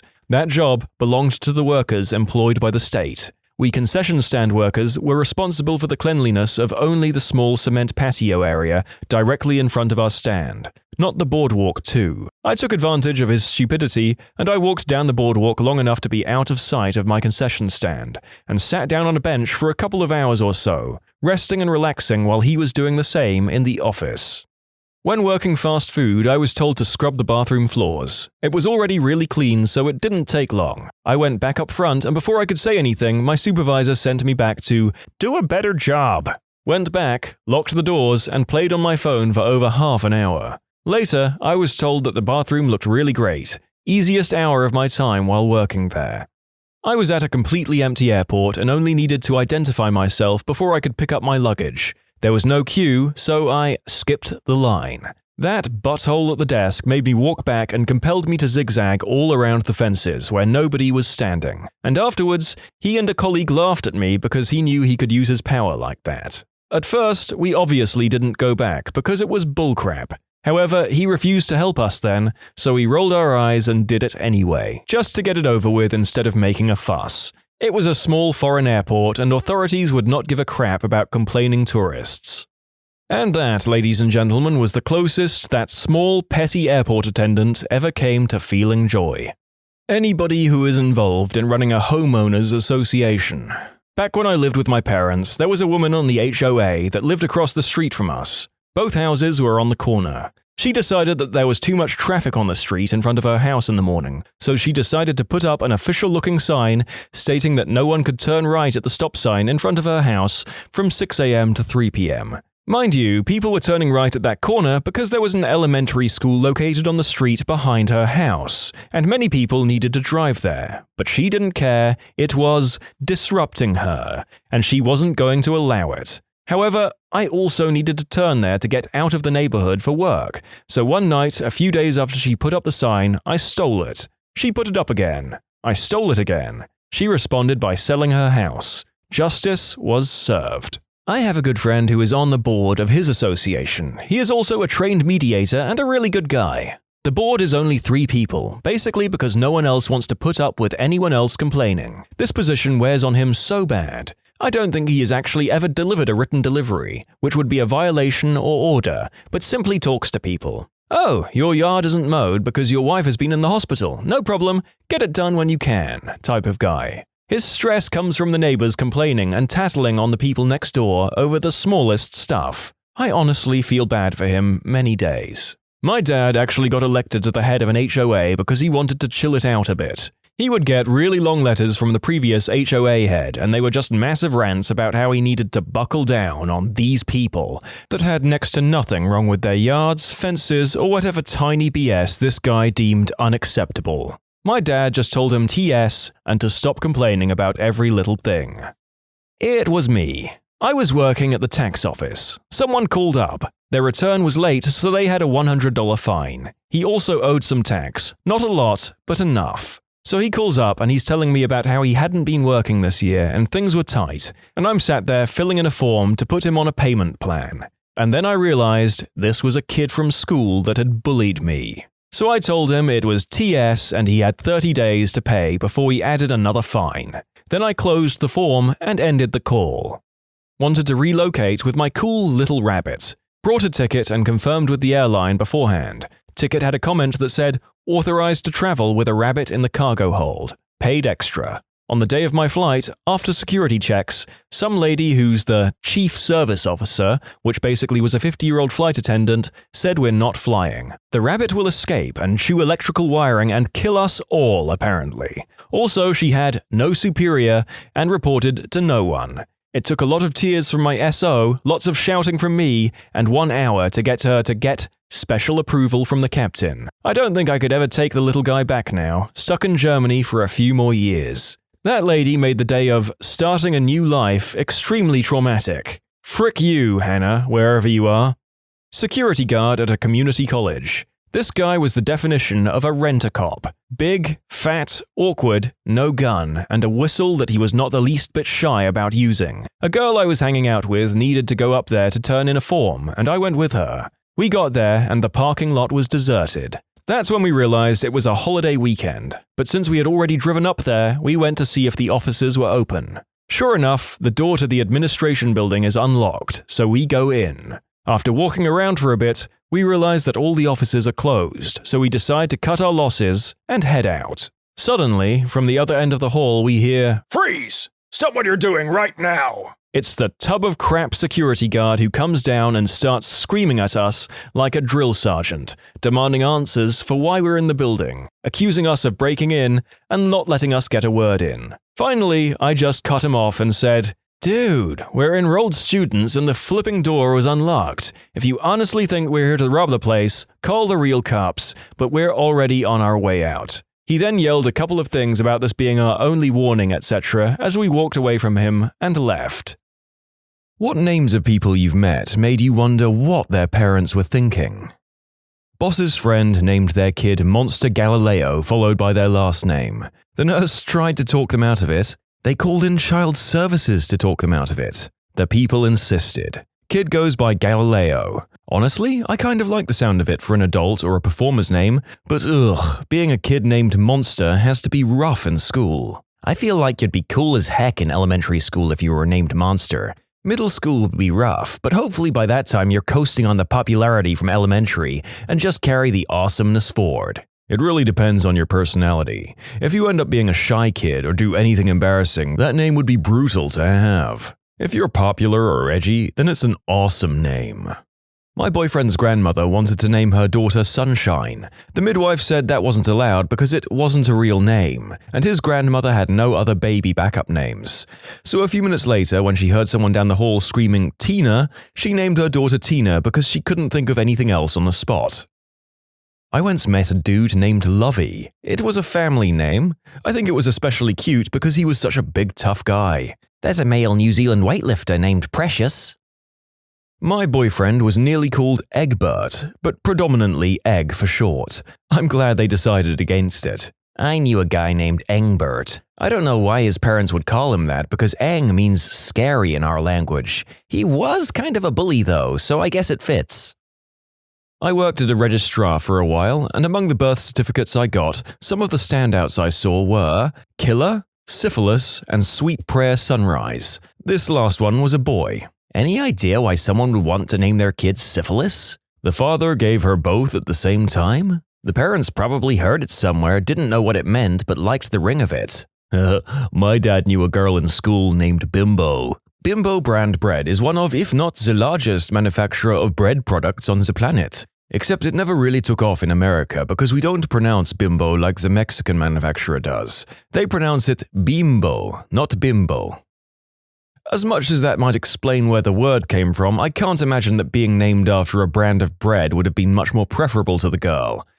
I guess at least the pronunciation might throw people off. Before I was born, my dad wanted to name me Sky, but he thought that replacing the Y with an I would be cute. Thank goodness my mum isn't stupid, or I might have been named Ski. I knew a woman who named her daughter Sunny with an I. White, new age sort of woman. I don't think she realized it, ever. Was that girl always fighting with her sister, Shia? My classmate's mother was a maternity nurse, and she has a couple who wanted to name their son Colin, but wanted to give him a unique spelling for it. I don't understand why parents do this. It doesn't make a boring name more interesting at all. All it does is set your child up for lifelong inconvenience. They spelled it out for her to put on the birth certificate. Colon. They tried to name their son Colon, as in the organ attached to your butt. When my classmate's mother explained this to them, they were painfully embarrassed and asked her to write it down with the normal spelling instead. I don't think they'll ever live it down. I went to school with a colon as well. It was not great for him. Could you pass the salt? Eventually. Conversely, I went to high school with a kid named Colin, and our physics teacher constantly pronounced it colon. Like, how many times does he have to correct you, lady? In France, there used to be a list of names that you had to choose from, mostly based on that day's name, saint, and 3 to 4 others, which is why there were so many Jean, Marc, Louise, Philippes, Marys, Annes, Valeries, etc. in France. Now it's free choice, but anyone can ask a judge to cancel a name choice and force the parents to suggest one the judge finds acceptable. So no names like Coca-Cola, Xerox, substance names, butthole, Nutella, fruit, devil, blue, murder. Plus the rejected name gets added to a banned list to streamline the rejection in the future. In Denmark, we still have an approved list of names. You can apply for a name to be added, but other than that, you choose from the very long list. Portugal also has a list of names. It's included multiple spellings of the same name. Eric, and Eric with a K are all allowed, though Eric's not really a Portuguese name. And names that aren't just from the Portuguese language. I think they are there so that children of third-generation immigrants can have names from their cultures. However, if at least one of the parents isn't Portuguese, you're allowed to name your child anything that's not offensive. My brother talked my mother out of naming me Mulan because he had a major crush on her and didn't think a sack of potatoes like me deserved to be given her name. I tried to tell someone not to name their kid Tarmac. They learned the word from NASCAR. They could have just named him Jimmy, Jeff, or Dale. Not a nurse, but as a med student, a patient wanted to name her child Mudpiles. The nurses silently protested and waited a few days. Mum changed her mind. Mudpiles, I love it. God, what kind of a kid Mudpiles might have been. The S at the end really makes it. I wish the mom hadn't changed her mind. I would support baby Mudpiles all the way. I mean, maybe the mom was also a med student, just considering that Mudpiles is a pretty common acronym that med students find helpful. My ex-husband didn't think it was fair that girls could be named Grace or Hope, etc., and seriously suggested pestilence, war, or plague for a boy. His choice for a girl was Tangerine. Fortunately, we never had any children. I'm a Grace, still waiting to meet the pestilence of my dreams. The thought of meeting someone and them being like, "This is my son Plague and my daughter Tangerine," is killing me, oh my god. Another story where I can bring up Discworld characters. Allow me to introduce Hope, Charity, Chastity, and Prudence Carter, and their brothers Animal Lover, Anger, Deviousness, Covetousness, Jealousy, and Catastrophe. You can't just leave them hanging with that small reference. The Carter parents were a quiet and respectable Lancre family who got into a bit of a mix-up when it came to naming their children. First, they had 4 daughters who were christened Hope, Chastity, Prudence, and Charity, because naming girls after virtues is an ancient and unremarkable tradition. Then their first son was born, and out of some misplaced idea about how this naming business was done, he was called Anger Carter, followed later by Jealousy Carter, Animal Lover Carter, and Covetousness Carter. Chastity was enjoying life as a lady of negotiable affection in Ankh-Morpork, Prudence had 13 children, and Charity expected to get $1's change out of 75 pence, whereas the boys had grown into amiable, well-tempered men, and Bestiality Carter was, for example, very kind to animals. My uncle wanted to name his daughter Raider God. I'm glad they settled on Jada. I work in a music store that offers lessons and rents instruments.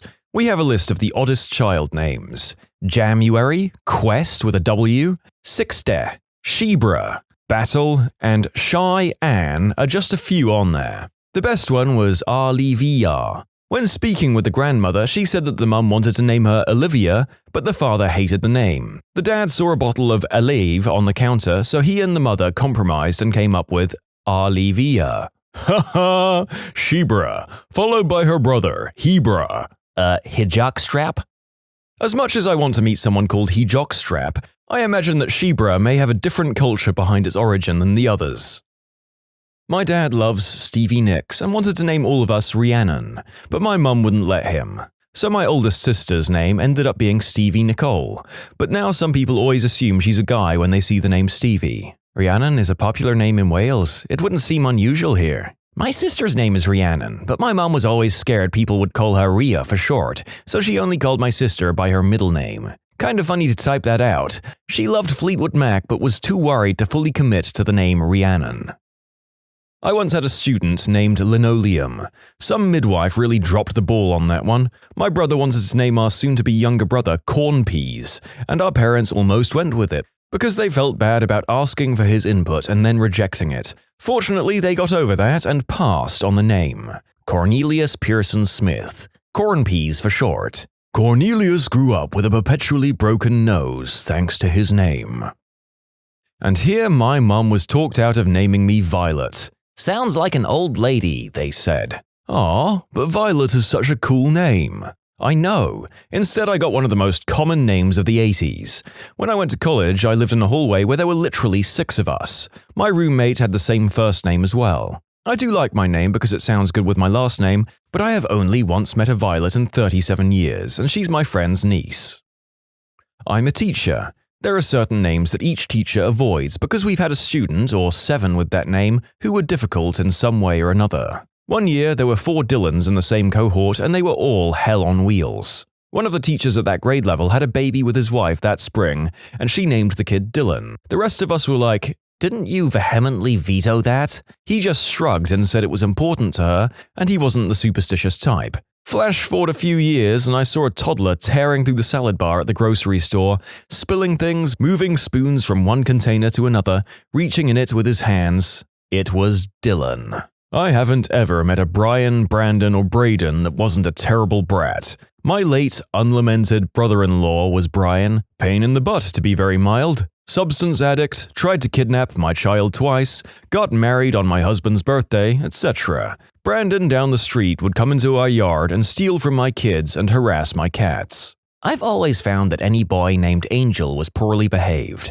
This didn't extend to girls, though. Angela, Angelina, and Angelica, they were fine. Boys named Angel are always the worst behaved. Also, Anthony, Bodie, Kevin, Travis, Vincent, and Victor. My rule in general, anything with a V in it will probably be a pain in the neck.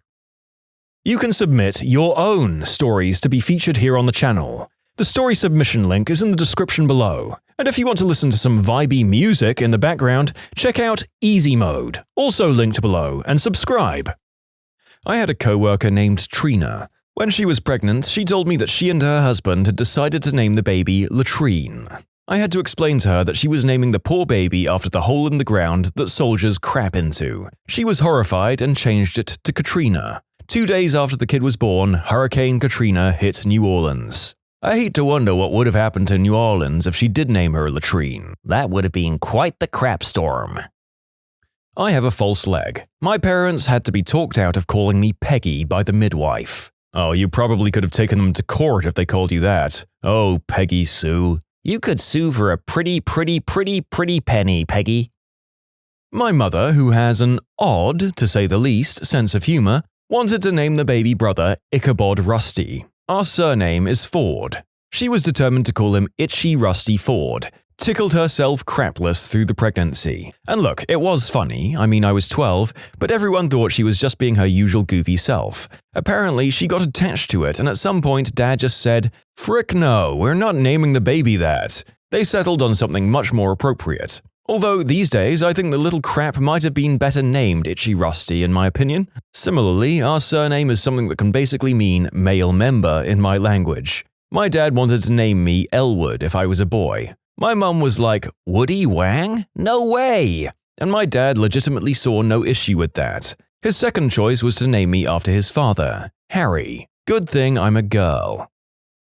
Not a midwife, but lived with the student midwife when I was a student. The first set of twins she delivered got called Red and Blue. When I worked in a boring admin job dealing with applications from members of the public, I came across Jessica Rabbit. Saw her passport and everything. I just hope that she chose that later in life rather than her parents landing her with it. The worst ones I saw in that job were combinations made by women getting married and taking their husband's surnames, so can't really be blamed on the parents. I took my husband's surname so my initials would no longer be JCB, which is a tractor brand in the UK. My dad knew when naming me and thought it was hilarious. I'm getting married this year, so my initials will soon be MEH. Of all things in life, I can easily say I didn't see that coming. Hang in there, meh. My wife used to have the initials HOT, which she is, but now is HOR, which she's not so thrilled about. I was originally supposed to be Lex, like Lex Luthor. My dad talked my mum into naming me Alexander and my nickname be Lex, but they just called me Alex. I always assumed Lex Luthor's full name was Alexander. Oh, it is. I have a son named Alexander who goes by Lex. It's a perfect name for him, even though he's a very kind and compassionate kid. As a family medicine resident, I personally delivered 2 different girls named Khaleesi. This was around 2016, well before Season 8. I imagine there might be some buyer's remorse on the parents' part at this point. Yep, I've often wondered about the thousands of children who were called Daenerys or Khaleesi and how they reacted after the Mother of Dragons went full crazy murderer fascist. And I'm just going to say I frickin' called it about how that was going to go down. Working as an ERT on overnights, I got called to an OB to help out a lot. One name will always stick with me because of how unfortunate it is for the kid and how ridiculous everything about it was. The mum was deep into crystal and other substance use, and she told us she wanted him named Zion. We were like, oh cool, no problem, so we asked her to fill out the paperwork of everything for us to submit, and put in the chart, and she wrote down Vazion. She looked us dead in the ears and said the V is silent. She also gave him 5 middle names because she didn't know which one was the father, so he got them all. Should have named that kid Pokemon. Kids caught all the middle names. I'm neither of these, but I had a classmate in university whose name was Mega Nathan. To date, I don't know why Nathan failed to suffice. When I first read that name, I thought it would be pronounced similar to Afghanistan, Meganathan. On second look, I'm now wondering whether it's actually pronounced Mega Nathan and struggling to decide which is worse. My dad wanted to name me Snövit, the Swedish name for Snow White, but in the end my parents named me something else. Had my younger brother been a girl, he had been named Tornrosa, meaning thorn rose, which is the Swedish name on Sleeping Beauty. Never did get to the bottom of what my dad's obsession with princesses was all about. My mum is a public school librarian, and the cringiest name she's encountered so far is a girl named Lesme, pronounced like Leslie but with an M. I also have an acquaintance with the last name Forrest, whose father was eventually talked out of naming her Rain. Back in 2000 to 2004, I worked in a hospital doing admin, and an old battle axe of a senior midwife stomped over with this angry-looking pregnant teenager in tow. "Varvara!" Old battle axe roared, "Varvara! Open up that internet-y thing on your computer." Old battle axe didn't know computers, but she was well scary, so I agreed, and opened up the internet-y thing. "Show this ridiculous child the first thing that appears when you type in the word Chanterelle." The angry, pregnant teenager whined about how it was a pretty name and loads of girls were naming their little girl it, and then she went stone-dead silent when she saw picture after picture of nasty sulfur-yellow mushrooms sprouting out of muddy forest floors. "Told you, it's a frickin' fungus!" Old battle axe roared and stamped off to be terrifying and sensible to other pregnant teenagers, leaving me with the angry one. Turned out that the name she'd actually been thinking of was Chardonnay, which is both the name of a very expensive wine and the name of a character in a UK soap opera called Footballers' Wives, which is about as classy as it sounds. The baby got that as a middle name later on, which was fine. The first name was Sophie or something along those lines. That's awesome. The midwife probably acted that way so she could stop future generations from being born with names like Old Battle Axe, although I bet with a name like that she got picked first in sports. All the senior midwives at my hospital had names like that. Old Battle Axe and Iron Lil were the 2 I remember most vividly. They'd been there since the place was built and were older than God and had absolutely no time for bullcrap. They kept the place impeccable and everyone up to and including the head of the NHS were frightened of them. I once saw Iron Lil take down a drunk and bullying boyfriend with a flying rugby tackle outside of the water birthing room. It was great. I would like to hear more stories about Iron Lil and Old Battle Axe, please. That sounds incredible. I want to hear all of your stories about these ladies. What awesome lives. My dad legitimately told my mum that my sister was to be either Jackie Ann after his ex or Lisa Marie after Elvis's daughter. I'm amazed that I was conceived after that. My sister is Lisa. Haha.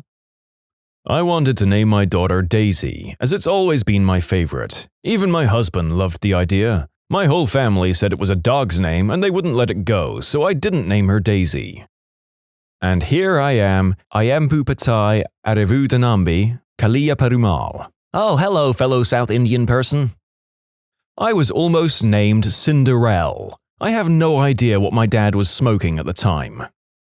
My coworker went to school with a girl named Fallopia. I feel sorry for her, especially when she takes biology classes and they have to talk about fallopian tubes. I know a teacher who has an elementary-age student with an African name that unfortunately does not translate well into North American English. The kid's name is Akok Ring. And yes, I wish I was kidding. In my high school, there was a kid whose name sounded like the F word when pronounced in English. I kid you not, all of the teachers called him Lucky instead. I don't know the details because he was an upperclassman and I didn't know him personally. My mum wanted to name me Kirby, after her vacuum. Thankfully, my dad talked her out of it. I currently work with someone whose name is Immunique. I don't think any midwives or nurses were involved with the naming. I met a child called Immunique once. She was not the only one in her class of first graders named that. You could tell it already annoyed her as she had to spell it out to me and the other adults there. Well, color me surprised that there was more than one child with that name in a single educational institution. Does this come from a TV show or something? Is it the Khaleesi of the 1980s? My mom had to talk my dad out of wanting to name me Prudence. I wouldn't have minded being called Prudence, but that's just me. Now I have an even weirder name that nobody knows how to pronounce because of a popular TV show. I feel like going through high school being called Prude would have been rough though. At least they would have been able to pronounce my name correctly then. A senior guy I was friends with started calling me by an incorrect pronunciation of my first and last names as a joke. Now most of my band does it. It's funny but also confusing for people who don't know my actual name. When I got a solo in marching band, my name was announced over the speaker as that exact wrong pronunciation of my name. I just shared a look of annoyance with the drum major and accepted it as a fact of my life. Also, that senior came back after he graduated to help at band camp this year and educated the freshmen on my incorrect name that they were to call me. I was like, "Thanks, Michael, I really appreciate it." My mother's name. My grandmother wanted to name her Ishbel, and my grandfather wanted to name her Laura. So they got a baby name book, and the first name they agreed on would be her name. Her name is Wanda. My ex wanted to name my son Jagger, pronounced either Jagger or Jagger, or Schottenjagger. That was a no. Everyone talked me out of naming my daughter Evelyn, and a nickname Evie. It's a family name, but apparently it's for older women only. My wife and I both loved the name Evelyn, and it would have been our daughter's name, but a close coworker had her daughter 2 weeks prior to us and named her Evelyn first. We felt awkward picking the same name, so we settled on our second choice. Also, I think Evie is a cute nickname. Again, not quite what was being asked, but a friend of mine was almost called Apollo. To be fair, he was born on the day of the first moon landing in 1969, and his dad is Greek. His mum put her foot down, though, and he ended up being Alexander, which is still a good Greek name. Okay, technically Macedonian, but the Greeks claim him too. I was young and stupid in the 80s when my daughter was born. I really wanted to name her Frisbee, because I was just certain that Frisbee last name was going to be the coolest girl in school. Nothing ever came of my bad idea. My daughter's name is Jennifer now. My dad is the third, and I would have been the fourth if I was born a dude. He still wanted to name me Roberta Edwina, his female version. Yikes. When I was in basic training back in the early 2000s, there was a guy whose last name was Starcruiser. I found out from one of his division mates that his full name was Mercury Sun Starcruiser, and that his dad apparently was a massive Star Wars geek after seeing the original way back in the 70s, and that he'd legally changed his last name to Starcruiser. This guy was not in my division, but was in one of the ones that was housed in the same building my division was in, so I'd seen him a few times. Turns out he was also married, and she was in a different division at the time as well. What was the worst experience you had in elementary school?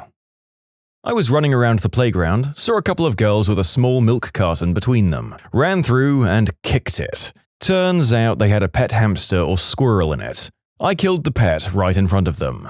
I felt bad about that for my whole life, and I'm 54 now. My father did that. I'd just gotten a hamster and it was rolling around in one of those balls while we put the cage together. He came home from work and thought I got a sports ball or something and happily kicked it at me. I got a new hamster. Wanna play sports ball, son? Why would someone put a hamster inside a milk carton? They're just kids. They wanted to carry it around and figured that'd be fine. I was bullied a lot and also had a bad haircut. One day in class, all of us students were sitting in a line while the teacher spoke. Halfway through, the teacher stopped talking. He walked up to me and pulled on my hair, saying, "Is this for real?" He then erupted with laughter, and so did the rest of the class. As they all laughed at me, I felt mortified. I wanted to die. I will never forget that moment. I had terrible, terrible hair throughout my childhood at all different stages. And I had this happen in various situations where the teacher would add to how terrible it was by constantly questioning my hair and bringing attention to it during class in front of the other classmates. They allowed me to be constantly bullied by my classmates in front of them without doing a darn thing. I remember when I was in the 4th grade, my mum gave me my brother's lunch by accident. I asked if I could go to his classroom so we could swap. I knocked on the door and asked for him. At the time, I had very short, curly hair. My mother made me get it all cut off as I had head lice that she couldn't get rid of. I'm female. After I asked for him, a little boy asked, "Are you a girl or a boy?" The entire class erupted with laughter and pointed at me, most loudly the teacher, who was in hysterics. He just kept laughing too. I walked out and waited for my brother to come while I could hear them in the background. It was mortifying. Another time, my mum took me to a clothes shop where she knew the owner. He invited me out back as his sons were there with their pet mice. I spent about 30 minutes with them and we went to leave and he said, "You have a lovely son." Oh well, I'm a somewhat attractive woman now, and the teacher who laughed at me was fired for his inappropriate behavior with students later. Sometimes karma is slow for people who have a rough time in school, if it happens at all. Glad things worked out for this nice lady. In 2nd grade, we sat at desks arranged in groups of 4 with 2 pairs of desks facing each other. I was grasping the front edge of the desk and this kid slammed his desk against my fingers. Not sure if it was intentional, but it really hurt. I started crying. The teacher noticed, and instead of dealing with the situation in a sane way befitting a 2nd grade teacher, her punishment for the boy was to have me slam my desk against his fingers. I told her it was okay because what the frick, I really didn't want to do that, but she made me do it anyway. She was a terrible teacher. Damn, that's pretty effed up and traumatizing for a 2nd grader. What happened to her? Is she still around? I remember her being pretty old, so she's probably retired or dead by now. I loaded my pants in kindergarten. Then I stepped on it. Then I proceeded to walk it around the classroom. When asked if I did it, I denied the act even though the footprints led to me and my pants smelled pretty bad. I got sent home. Many of those kids probably don't remember, but some nights I lie in bed thinking about what might have been if I just went to the bathroom. I work in an elementary school now. A few years ago, one of the kindergarten teachers pulled me aside and told me, "I have a pooper in my class. I can't figure out who it is." Somehow, someone who didn't wear underwear with their pants was relieving themselves, and the logs were falling out of the leg pants and onto the floor. This was causing her stress because some kids would accidentally step in it and tread it around the classroom, making a mess. A few days later, the teacher was walking down the hall and catches my eye. She seemed less stressed than the previous couple of days. She came over to me and said, "So, I found the poopatrator today." It was as if he had no idea he was doing it. In other words, your experience isn't unheard of. I got really sick once. My mother sent me to school despite the fact that I felt awful. I walked into the bathroom, spewed all over the floor, and then proceeded to crap my pants. I locked myself in a stall until the teacher came, cleaned me up, and brought me to the nurse. One day as a child, I woke up feeling sick. Mum sends me to school anyway. I get there, immediately go to the nurse's office. They refuse to examine me without a pass from my teacher. I go across the building to my first class to get one, by which point I'm late. The teacher refuses to let me into the room without a pass from the principal's office. I go back across the building, spend a few minutes waiting in a crowd of fellow late students, go back to class, give teacher his pass, go back to the nurse's office, give nurse her pass, nurse examines me, immediately declares me highly contagious, and sends me back home. You're a lucky mother fricker. My mom forced me to go to school and I was sick with the flu. I felt sick and in the middle of class I silently threw up on my desk. I covered it for 15 minutes. When class ended, everyone left and the teacher confronted me, asking me what was wrong. I raised my head to have spew coming off my face and shirt. She starts gagging and I ran for the bathroom, leaving trails of spew. Worst day ever. There's one story that will always stick in my mind. I was in the 3rd grade and we were supposed to bring back signed permission slips from our trip to the library. The only person in class who didn't bring his permission slip was a friend of mine. My 3rd grade teacher thought it'd be appropriate to interrogate him in front of the entire class as to why he didn't bring it. He responded that he would be unable to attend and she continued to press him. All of a sudden, he bursts into tears and explains that he has to attend a funeral. You'd think she'd have the brains to stop there, right? Wrong. She still has the nerve to ask, "Whose?" I'll never forget the look on his face when he replies, "My mum's." I freaking hated that teacher so much for so many other reasons too. He moved about a week after that, and his father got in contact with our family, updating on their status, which wasn't exactly great. That was my worst experience. I can't imagine how hard it must have been for him. Oh gosh, this reminds me of a story. I went to a Catholic school from kindergarten through to the 6th grade. In the 3rd grade, 8, one of my friend's mothers died. Needless to say, the kid was out of school for a couple of weeks. When he finally returned, he was having a difficult time, obviously. One day during class, he was crying, and our female teacher told him to stop being such a baby and that his mother was no good anyways. I recall telling my mother about it because it really disturbed me at that age. Heck, it disturbs me now. I'm sorry, Paul. I hope you're doing great. I called my teacher Mum. I then tried to correct myself and referred to her as the names of several other teachers before shutting up and trying to phase into my chair. Haha, I as well called my teacher Mom once. Luckily it was the beginning of recess and most kids were hurrying to get outside, so most of them didn't hear it. Plus I was 5, almost 6, and super tiny for my age, which according to my teacher made my mistake the cutest thing ever. She even picked me up when the rest of the kids were outside. I was so flustered by my mistake that I hadn't even moved, and she said she wished she was my mom. She was a pretty cool teacher. I feel like this happens to greater than 1/3 of students, just by this cliché's appearance in media and how often you hear about it happening in general from your friends.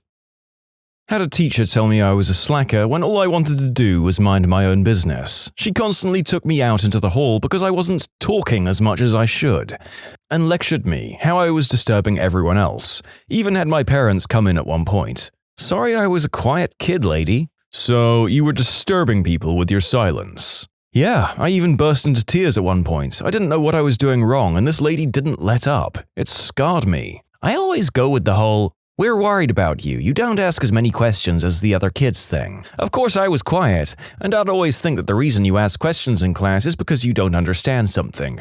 I understood everything as a child. Turns out they just wanted me to outwardly express a bit more interest.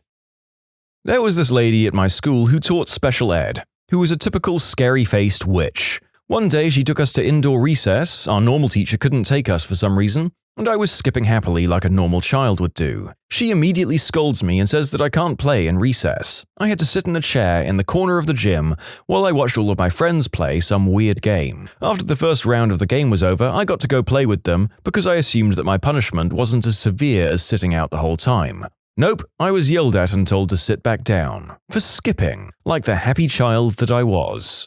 We had a teacher like that too. She was the special ed principal as well. She told lots of kids off for fast walking and made everyone sit for an extra 10 minutes at lunch so the owner of a chip packet would pick it up and scolded a kid who tried to pick it up and end the madness, and had to have the principal of the regular school tell her to wear a better brassiere. She was horrible and scary. Speech therapy. The kids in my grade level were pretty cool and didn't make fun of me for having a speech impediment. I was actually well liked. I only felt different during speech therapy. Nothing felt worse than when your teacher is standing in front of the class and the speech therapist has to interrupt the lesson to take you, and only you, out of the class. This happened on a weekly basis, mind you. I say this for all school-based speech-language pathologists. I'm so sorry for ever making you feel anything less than brilliant. We think we're helping. I try to take students from the same class out at the same time to make it seem more natural. Also, I try to make the sessions interesting and rewarding, so I hardly ever have a student who doesn't want to go to speech. Unless the class is in the middle of something new and super cool, then I engage in the activity with the class for a bit until there's a better stopping time. I've actually had 2 students fake having a trouble with a certain sound just so that they could see what speech was all about. However, no one can pull students out of the classroom at random, so their adorable attempt at getting out of class went unsuccessfully. Again, sorry for any hard feelings. You can submit your own stories to be featured here on the channel. The story submission link is in the description below. And if you want to listen to some vibey music in the background, check out easymode, also linked below, and subscribe. I didn't speak good English when I first moved to the US in 3rd grade. I didn't know that frick was a swear word. I used it casually. One time the teacher asked, Who first settled the town that I live in? I responded, the fricking British. I got suspended for 3 days. Pro tip, before moving to another country, learn which words are offensive and don't say them to your teacher. Your suspension seems pretty harsh for a new kid. That's a solid answer though, and you should stand by it. That's hilarious. I actually did something similar in 3rd grade. Having just moved to France, I asked in a rude way if I could go and take a leak. Je peux aller pisser? Not knowing that pisser was a swear word. I didn't get suspended or anything, but everyone in the class got a good laugh out of it. Some of my friends still bring it up now, about 12 years later. This butthole kid stabbed me in the shoulder with a metal fork during a snowball fight. Who brings a knife to a snowball fight? Only a lunatic, but a fork? It's understandable. I see you've played snowy, spoony, knifey, forky before. My mother sent me to school very sick one day, and I was having a horrible time to say the least. Nauseous, fever, cough, but I couldn't stay home as she had a very important job interview, so I pretended I was a lot better than I was for her. About half an hour into school, I got this feeling in the pit of my stomach. Oh God.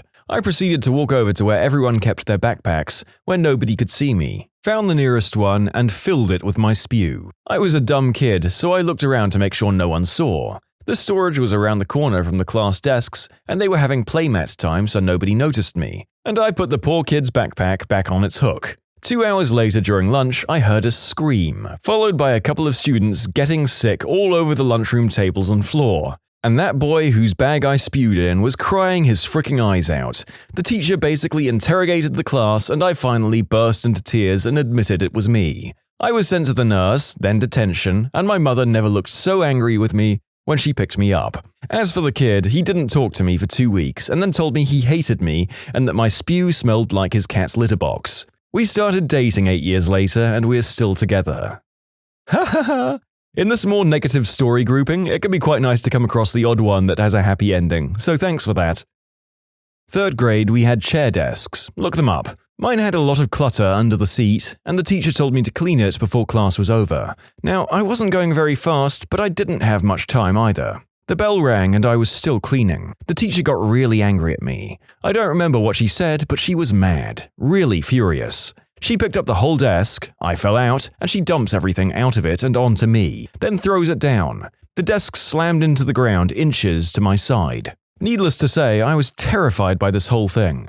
I told my mum told the principal, and they called the police. But I was too scared to say a word to the officers. I just bawled into my mum's arm. With nothing from me, there wasn't much they could do. At least I was moved to a different class. My 1st grade teacher also used to dump students' desks, sometimes with students still in them, out as well. She was a C-word. I'm sorry you had to experience this too.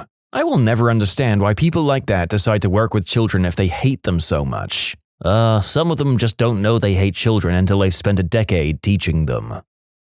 Okay, so my 1st grade teacher was a total butthead who was constantly doing things that probably should have gotten him fired, like telling the entire class that they should never be like me and using my art project as an example of what everyone shouldn't do, singling me out, openly mocking me and my family in front of class, forcing me to go to a kindergarten class so he could use me as a bad example there, among other things. I'm almost positive that he hated me. The worst thing, though, happened one day during our math time. I was in the advanced math class and had already learned what we, as a class, were doing on a worksheet. Because of this, I worked ahead and finished it before the other kids. This prompted him to take my sheet, scream at me for working ahead of the class or not paying attention, violently rip up my worksheet, throw it to the garbage, and make me start over.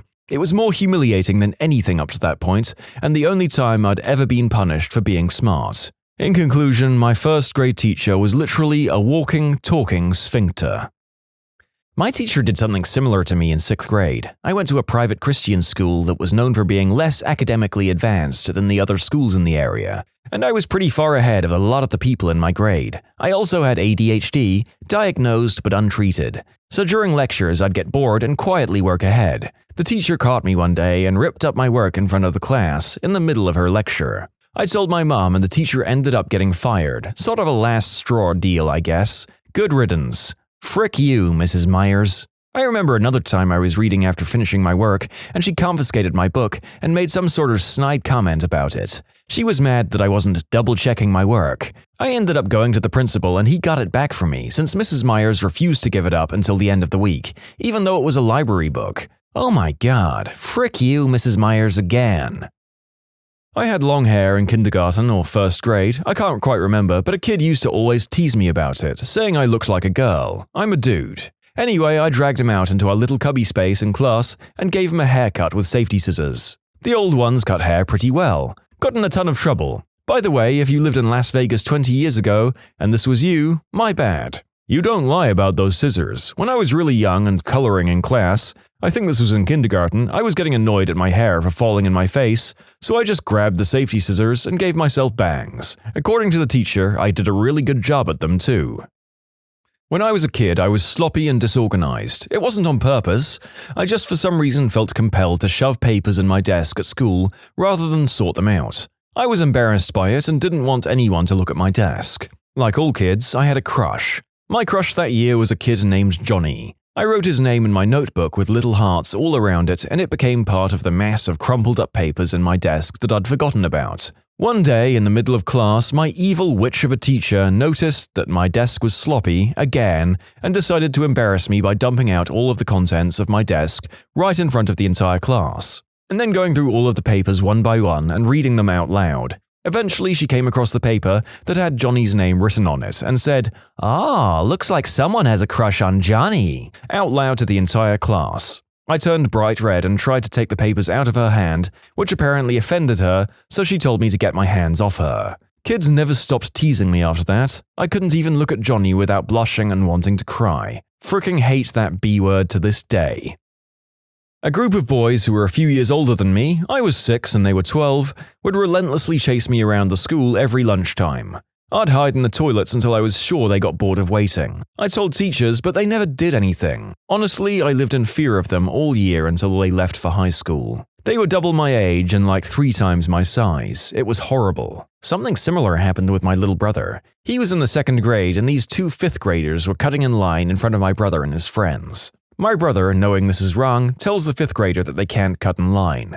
Somehow, one of the 5th graders decides to hit my brother, and my brother hit him back, and they started fighting until a lunch lady stopped them. They both got a 3-day in-school suspension. If they hit you first, then you can hit them back in defense. Now that I think about it, this situation isn't that similar to yours, but oh well, I'm still sorry it happened to you. I wonder if bullying is more or less the same in the modern day and age compared to how it was when I, and the writers of these posts, were in school in the 90s or earlier. I can't help but feel like teachers have much stricter training on how to deal with this sort of thing in most countries now. When I was in 2nd grade, I had a crush on this one girl, and when we were on a field trip, I saw this ladybug ring for sale. I bought it knowing she liked ladybugs and waited for the right time to give it to her. I ended up doing it at the end of the field trip as we were gathering our stuff in front of her friends. She laughed in my face and refused the gift. I felt like crap and threw it out. In the 1st grade, I went to this private church school where all of the teachers were relatively strict about rules, and kids leaving class to go to the restroom among other things. One day, during singing time, I really had to go pee. I asked the teacher politely if I could use the restroom real quick and promised to be right back. The teacher told me I'd have to wait until recess to use it. Recess was right after singing time. While singing time is going on, a giant thunderstorm moves in and begins a torrential downpour, while the teacher thinks it would be a great idea for the class to sing the rainy day song to coincide with the storm. As the class is singing the song, I try as hard as I can not to think about how badly I need to pee and begin trying to count the grains of wood in my desk. Needless to say, it didn't help. About halfway through the rainy day song, and when the torrential downpour outside was at its worst, I ended up peeing my pants and creating a giant pool of pee beneath my desk. I was in tears, and when the teacher noticed what had happened, I was immediately taken down to the office to get a change of clothes. Since I was a girl and happened to be wearing a dress that day, I ended up having to wear some Polynesian top meant for a boy and boy shorts. My 4th grade teacher would always ridicule me in front of the class for not being able to learn my multiplication tables. I'm dyscalculic. I hated 4th grade so much. It was a nightmare. I crapped my pants while doing a speech in front of the class. My teacher had not one sympathetic bone in her body and treated me as if I'd punched her elderly mother in the face. I was a bathroom monitor with my friend. He took the boy one, I had the girl one, and they were obviously next to each other.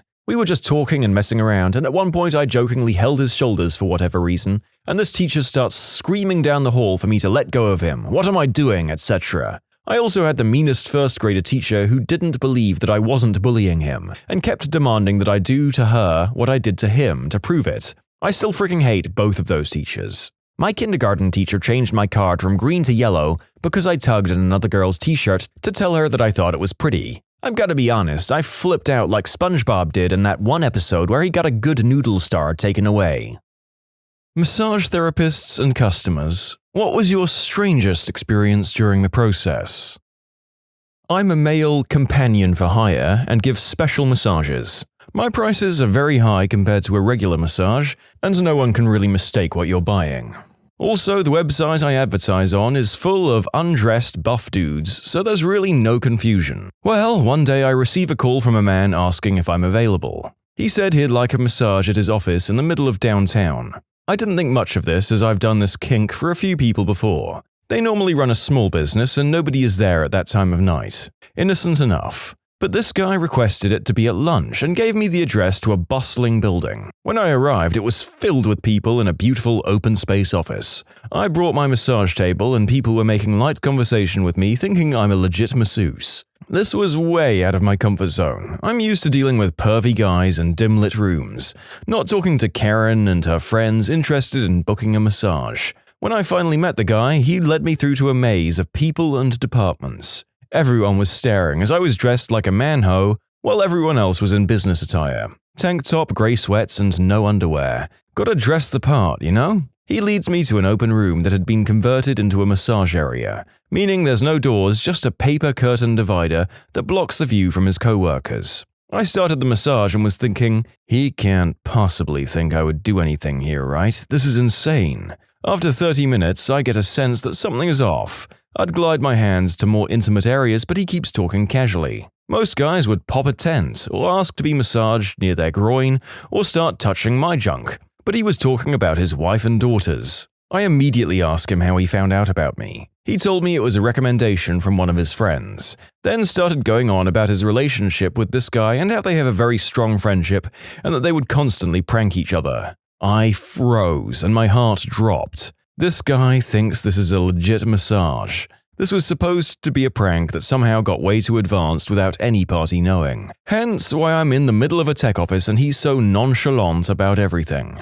I immediately went real masseuse and focused on his knots for the remainder of the time. He paid me my ridiculous fee and made a small comment about it being expensive for a massage, but it was good and convenient. I was beyond terrified as I was seconds away from doing some highly inappropriate things to this man right in the middle of his office, feet from his co-workers. This is my most eerie experience I've had yet. What's the strangest experience during the massage process? The one where the guy didn't try to do the deed with me. Did you level with him after and explain what you were actually there for? It seems like that would have been a great way to get an extra tip or something. I know I would have really appreciated knowing about that. No, I thought it might be way too embarrassing for him, especially at work. Instead, I really tried to give him the best massage possible and speak nothing of this. Until now. That is brilliant. I would have gently let him know at the end, or perhaps the client, blissfully unaware, recommended this gentleman onward at his usual rates and everyone profited. Not a massage therapist, but my dad is, and this is one of his favorite stories. When his clients come in, he gives them a list of Pandora stations to choose from for the session. A client comes in one day and picks 50s jazz, so like Ella Fitzgerald and stuff. The thing about some of these women from the 50s, some of their songs were not so subtly raunchy. One comes in and it's about a woman asking her lover when he's coming home, but she's singing lines like, "When are you gonna come? I can't wait for you to come. Come for me, baby. I love it when you come for me." He's in the middle of working on this woman's glutes when the song comes on and pauses to see if she's awake. She hasn't said anything for a while, so he figures she's just gone to sleep. It's a pain to stop what he's in the middle of working on, walk over to the phone and wipe all the massage oil from his fingers just to skip the song, so he makes a mental note to remove it from the playlist and keeps working. A few minutes later, when the song reaches its climax of a woman begging her lover to come, his massage bottle runs out of oil. Not a problem, he always keeps a spare on his hip because this happens. The thing is, sometimes when the bottle is being filled up, a bubble of air gets caught in the tube inside and it comes out with the first pump. He goes to pump the oil into his hand, and a mixture of oil and air comes out with a loud splooge sound, like a cartoonish imitation of a man reaching completion. He freezes, one hand on the pump and the other on this woman's butt. She didn't react, so again he thinks she's probably asleep. Then her entire body starts shaking with laughter. They're both laughing so hard they need to take a break from the massage to compose themselves. Thank God she was chill and found it just as funny as he did. I had a very eccentric, read creepy as frick client who came into our clinic one day wanting a tui-na massage, type of Chinese massage. We usually leave the room to let the clients strip down into underwear before we commence, but with this guy I had no chance to get away. Before I had time to give him the towel, he dropped his pants to reveal a sparkling blue G-string that barely kept everything in place. The guy was about 58, huge beer gut, grey hair, gold earrings, and hairy like Robin Williams. As I started the massage, the guy started to tell me that he worked as a bedroom masseuse specializing in body slide massage. This is where the masseuse gets oiled up and rubs his body and fun bits all over before doing the deed with the client at the end. The whole time I was massaging him, he kept telling me that I was really good with my hands. He also repeatedly told me how good he was at his job and plugging his business with a hinting tone. A very awkward session. I enjoy a good butt massage, but I don't enjoy the amount of focus it takes to keep it at half-mast, at most for 90 minutes, instead of enjoying the massage so the undies stay on the bundies. I'm a licensed massage therapist. Seriously, let yourself relax. We've seen it all and we don't judge. Yes, whenever I see this happen to someone, I might get a little excited too because we're all human. But because I'm a licensed massage therapist, it's my responsibility and profession to ignore all indecent but natural aspects and continue to focus on the fundamental muscles during the massage. We're all human. Massage is obviously a delicate topic, so when we establish the expectations and boundaries before the massage begins, everyone can feel safe and know exactly what will and won't happen. I can never do this relaxing thing. I always decline any glute and thigh workout out of guilt. There's no problem with that. Professionally trained licensed massage therapists will never touch you anywhere you don't want to be touched. We discuss the full parameters of the session before the session begins. No surprises, just relaxation. It's common to have difficulty relaxing, and that's why it's recommended to book a 90-minute or 120-minute massage, because people often don't begin to relax until 45 minutes into the session. This is a therapeutic human touch. It's safe, it's beneficial. Every human needs human touch, and the client has full control over everything. Massage therapists are professionally trained to respect every client, make you feel safe and comfortable, never do anything you don't want to do. I had a guy tell me, "Stop teasing, you know exactly what you're doing, don't start me up and not finish." Studying to be licensed, but I volunteer my services at a harm reduction clinic. From 7 through 9 p.m. I work at a massage palace as the receptionist. People used to come in all the time to ask how much massages were, and usually that was the extent of the conversation. One day a bloke walked in and asked how much the massages were, so I told him. Then he asked me in an overly friendly voice if I did the massages. I naively plowed on with, "No, not me, they're done by..." When my boss walked out of the consultation room he'd been in with a client and said, "I do the massages, can I help you?" The guy looked instantly sheepish and couldn't get out the door fast enough. My boss said he'd overheard the guy ask if I did the massages and knew something wasn't right. Told me that if that ever happened again, to just say I would get the masseur for him and walk out. I'm so glad your boss was awesome, to be honest. Yeah, he was a good guy all round. He said they don't come in often, but you get the odd one. All 3 masseurs were men, and they were all nice guys, so I was well looked after. What a gross weirdo. Look, as the first story indicated, more intimate masseurs do exist, but don't go in expecting if it's not advertised, folks. I do home visits. I'm a male masseur, by the way. Had a particular client 3 times. Usually I have clients stripped down to their undies. The second session, he got undressed, but I didn't think much of it as he seemed okay. At the end of the third session, as I was massaging his neck while he's on his back, he just started cranking it. I was kind of shocked in the moment and didn't know what to do. He reached for my hand as if to get me to finish him off, and at that point I stood up and said I've got to go. Was fairly awkward waiting for him to get dressed so I could pack my table and get my money and leave. I've had a couple of incidents in my 5 years. Female therapists would have it much worse. Sucks that massage is associated with that sort of thing because I really like helping people overcome aches and mobility issues, but it's hard to advertise without getting calls from guys wanting their eggplant tugged. My girlfriend is an LAC and this dude used to come in and get acupuncture and crank it during the session. It never had anything to do with her, and he never asked her help or anything. He just needed to be getting needled while he was doing it. He paid her a lot more than her usual sessions and apparently had trouble getting off otherwise. He is almost 40 years her senior, and I've heard their sessions before. He truly just needed acupuncture to get off. She was never super comfortable with it, but it was good money, and eventually we didn't need that money, so she put a stop to it. He was totally respectful of that too. He never made a move and was always communicating very openly and honestly about what he needed. Pretty nice guy, if not a bit strange. He needed acupuncture to get off. What a prick. I live in China, and despite this idea of happy endings places, they're getting harder and harder to find in Shanghai, thank God. Massages here are as normal as going bowling or going for a coffee. It's fantastic and I have at least 2 a month. Nothing more lovely than a 90-foot massage. I usually fall asleep. What's a 90-foot massage in metric units? They parade 45 Chinese ladies down your back. Or occasionally 15 old women using walkers. Nothing more lovely than a 27 1/3 of AmITheA massage. I usually fall asleep. You can submit your own stories to be featured here on the channel. The story submission link is in the description below. And if you want to listen to some vibey music in the background, check out easymode, also linked below, and subscribe.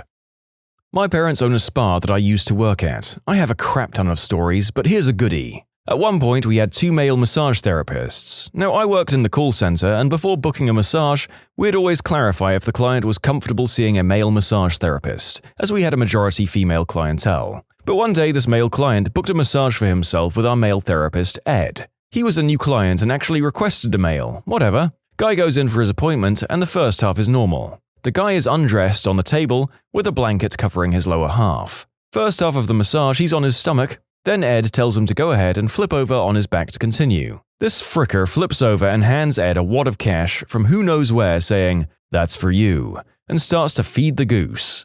Ed promptly said, "Alright, your appointment is done, they'll take care of you at the front desk," and books it out of there. The guy pays and leaves with no problem. Here's the kicker. Ed never told my parents, a manager, nothing. We only found out through work gossip. But because we didn't know about this creep, the guy ended up calling and scheduling another appointment with Ed. We found out shortly after booking the scoop, and the guy was asked to not come back. The spa's a pretty upscale place in the triple-digit price range, so not sure if the guy just thought we were an expensive spa with a side hustle or a really cheap brothel. They'll take care of you at the front desk. Well, this is a strange joint. Walks over to the front desk with his junk out.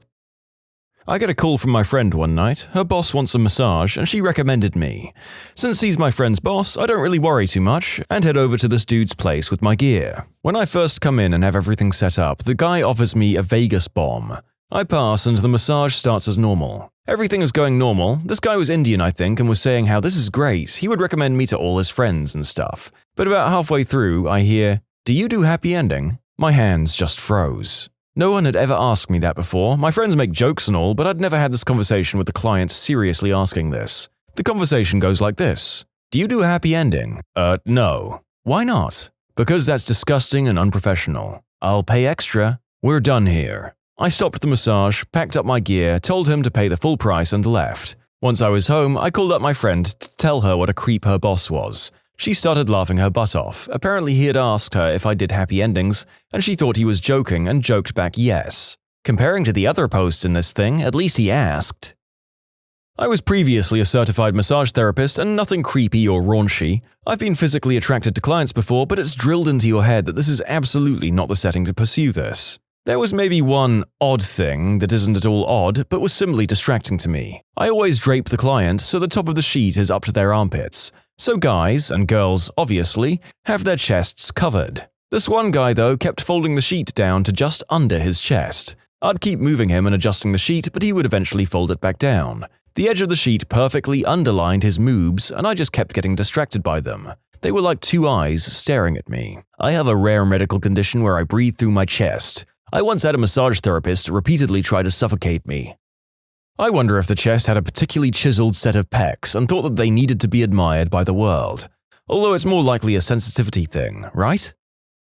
My wife and I were at a small resort in Costa Rica. When we go on vacations, she always gets massages, but I never do. This time we decided to get a couple's massage. We get in the room, and the 2 are waiting for us by each table. She had this Latin love god, and I got a cute girl in her early 30s. They tell us to take off our clothes and give us these little paper undies, and then leave the room. The room was nice, it had a little fountain with some foliage and some soothing sound from speakers. We each looked at the paper undies and laughed and decided to forego them, it just seemed too silly. They started the massage and it felt good. She'd stretch my arm and then start working it, first going over it lightly, then gradually getting harder. The time came to do my butt. She moved the towel down and started massaging my cheeks, then the inside of my cheeks, which I thought was odd, but I'm new to the massage world and maybe that's what a deep tissue massage was. At this time I'm starting to feel, not relaxed but insecure. I suddenly became aware of my wife next to me who sounds more than relaxed. Meanwhile, back at my butt, she was doing the inside of the cheeks well.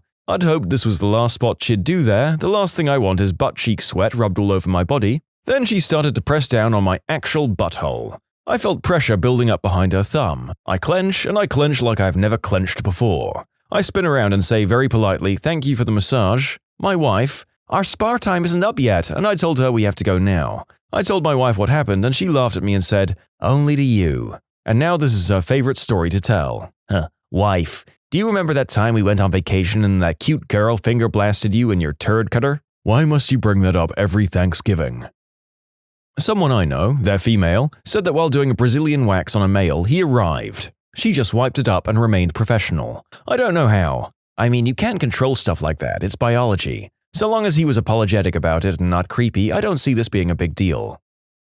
I have a friend who is a licensed massage therapist and has been studying medicine and been around doctors for much of his life. One of his sessions with a regular female client, while she was face down and he was in front of her, by her head, working on her back, she reached up and grabbed his butt. He asked what she was doing and she said, "Sorry, I don't know, I couldn't help myself." He told her not to do that again and the rest of the session continued as normal. At the end of the session, he got her a glass of water and as he turned around to leave, she grabbed his butt again. She apologized and seemed genuinely upset and embarrassed and insisted that she just couldn't help herself. My friend ponders for a moment before doing a peripheral vision check on her. Her vision is way below what is normal. The massage therapist calls the client's husband and suggests that they go see a doctor, because there might be something wrong with her impulse control and vision, suggesting it might be some sort of frontal lobe problem. Sure enough, a few days later she had an MRI and there was a tumor developing in her frontal lobe.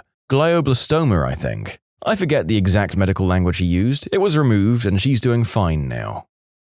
Believe me or not, I had a massage with a girl once and she was new. Before I flipped over from my stomach, she whispers, "Anything else I can do or focus on before you turn over?" Based on the place being one of the most popular places nationwide, I figured she meant it in a strictly professional manner. I said no, I turned over and she massaged my legs, no problems. But when she does my arms, she rests my hands on her chest slightly, and I had to think about my grandma so hard to keep from getting in trouble. We finished the massage and I left. I rescheduled and got her again a few weeks later, and she had changed up her style to rest my arm on her rolling chair for that. So someone must have mentioned something. When I was in school, I'd place an ad for in-home services as a means for getting me more practice and also to make some extra cash on the side. I did this while working 40 hours a week and going to school 10 hours a day on my days off. It was a pretty exhausting few months. Because I went to people's homes, I had some pretty specific steps about how I screened clients, being very clear about what services I was giving. It's a relaxation massage booked by the hour. I bring my table and you're fully draped up during this. Most people that were looking for something more were pretty upfront and rarely pushy, but I ended up with some good clients that were just busy or traveled into town regularly and didn't have time to visit a spa. One Friday, I was home in the evening and laying down for a nap when my phone rang with someone looking to book an appointment. I gave them the spiel about what I offered and prices, and he asked if he could get a massage without the blanket. Some people ask this, so I always liked to bring up how cold someone tends to get during a massage. The draping is for privacy. If you get overheated, I can just drape your waist, etc. When they hear this, most people got the point or were understanding. He was mildly fussy about the sheet, so I offered draping his waist with a towel. He responded saying this was fine, but I could. The phone started breaking up. I checked to see if he was still there. He was. We just hit a bad reception patch, no big deal. I confirmed the time and place and set the appointment for around 8 p.m. When I arrived at the client's townhouse, I woke up and I heard loud music playing. All I'm thinking of is that I hope he can hear me as I knock on the door, which opened to blast my ears with smooth R&B and revealed an old white man wearing a sleeveless coral shirt with ruffles. It looked like something an older woman would pick up from Walmart to dress casually in. I think nothing of it. Who am I to judge what weird clothes this guy wants to wear? And walk in, also noticing he's not wearing pants. Okay, whatever, he's Donald ducking around his apartment getting ready for a massage. But he's clearly wearing some kind of undies, so I don't acknowledge it. As I set up my table, focusing on my work rather than his odd attire, I make polite conversation. As I'm ready to go, I say that I need to change the music so I can focus and he can relax, and that I'll wash my hands. While I do that, he can climb onto the table and get under the towel on his back. This is when I turn to change the CD in his player, and I can see out of the corner of my eyes, as he took off the top, that he's wearing underneath the frilliest pair of lacy panties. This is not the most normal of situations, but I think I have two options. 1. This guy is a weirdo pervert and wants to get a reaction out of me for wearing something shocking. 2. This guy is into wearing ladies' clothing and this is how he gets to be in private. No matter what the actual answer, my best course of action is to not acknowledge his attire and go about the session. I worked through, did my routine as normal while he was on his back and focused on my work. For the most part, it was pretty standard massage, though I did have to fight the compulsion to flip the tag of his panties back inside his underwear, lest I call attention to them. But when I did this, he kept splaying his legs out, which, when I wasn't thinking, gave me a glance at his berries hanging out from that lace. His legs were pushed back together and I kept my eyes on the floor after that. At the end of the session, I cleaned up quickly, thanked him, collected my money, and left. At the end of it, he paid me 3 times my rate, which was nice. It was still an awkward session, though. In conclusion, I made money giving a normal massage to a guy wearing women's lingerie. I still don't know if it was a kink or his lifestyle. What's your most embarrassing doctor's office story? So, yesterday I went to the doctor for some intestinal bleeding. My doctor is fairly new to the office, and I've only met her once before this. I'm only 21, so I've never had a reason for a doctor to go knuckle deep in my rectum before, but the doctor insisted that it needed to be done for some tests. So I bend over the table and she lubes up and digs for treasure. I hadn't dropped one out in a day or so because it hurts when I do so I was a bit stopped up. Upon starting to pull out, I immediately realized what's about to happen and try everything in my power to stop it. Too late. Doctor pulls her finger out and plop, out lands a turd right on the floor. I was able to hold back the rest, but the damage was done. In conclusion, dropped a steaming hot log right on the floor of my doctor's office. Mine's not so much embarrassing as it is awesome. I had the mumps during my first year of college, and along with that I got orchitis, the swelling of the testicles caused by the mumps, in my left nut, which swelled up to the size of a potato. It was really painful and heavy, so I had to carry it everywhere for a while. So I went to the doctor's. He checked my mumps, and then I told him there was another problem. I dropped trow, lay on the doctor bed thing, and he came over to examine. He laughed when he saw it, because it was frickin' huge, and he said, "What seems to be the problem?" jokingly. At that moment, I pointed to my regular-sized bollock and said, "This one shrank." Cue the 5-minute laughter from the doc. When I turned 30, I suddenly became a hypochondriac. I thought that everything was cancer or worse. So I'm seeing my doctor, who is a racquetball buddy, for my annual physical, and I mentioned that I was having some pains in the left side of my chest. I asked him, "I know this is rare, but could it be breast cancer?" I'm male, by the way. He felt around seriously, and then, with an absolutely straight face, he asked me, "Does the pain hurt worse when you're on your time of the month?" That was pretty much the end of my year of hypochondria. I had to go to the specialist urologist due to a pain in my ding-dong. My wife, who's awesome, accompanied me for support. The doc was at a teaching hospital, so he asked her if a couple of med students could observe the exam. I say, okay. My dignity was already at a new low anyway, so why not? I drop trow and the doc starts yanking and a-pullin' on mini-me. He takes some notes and then directs the 2 med students to cop a feel right where he did. I happen to look over at my wife, who's trying to stifle a smile while watching 3 dudes essentially whack me off. In conclusion, my insurance paid for the most awkward hand action in the history of time, while my wife watched. Well, whatever floats your wife's boat, I guess. Nothing like a mass audience for an inspection of one's manhood. On to the next story.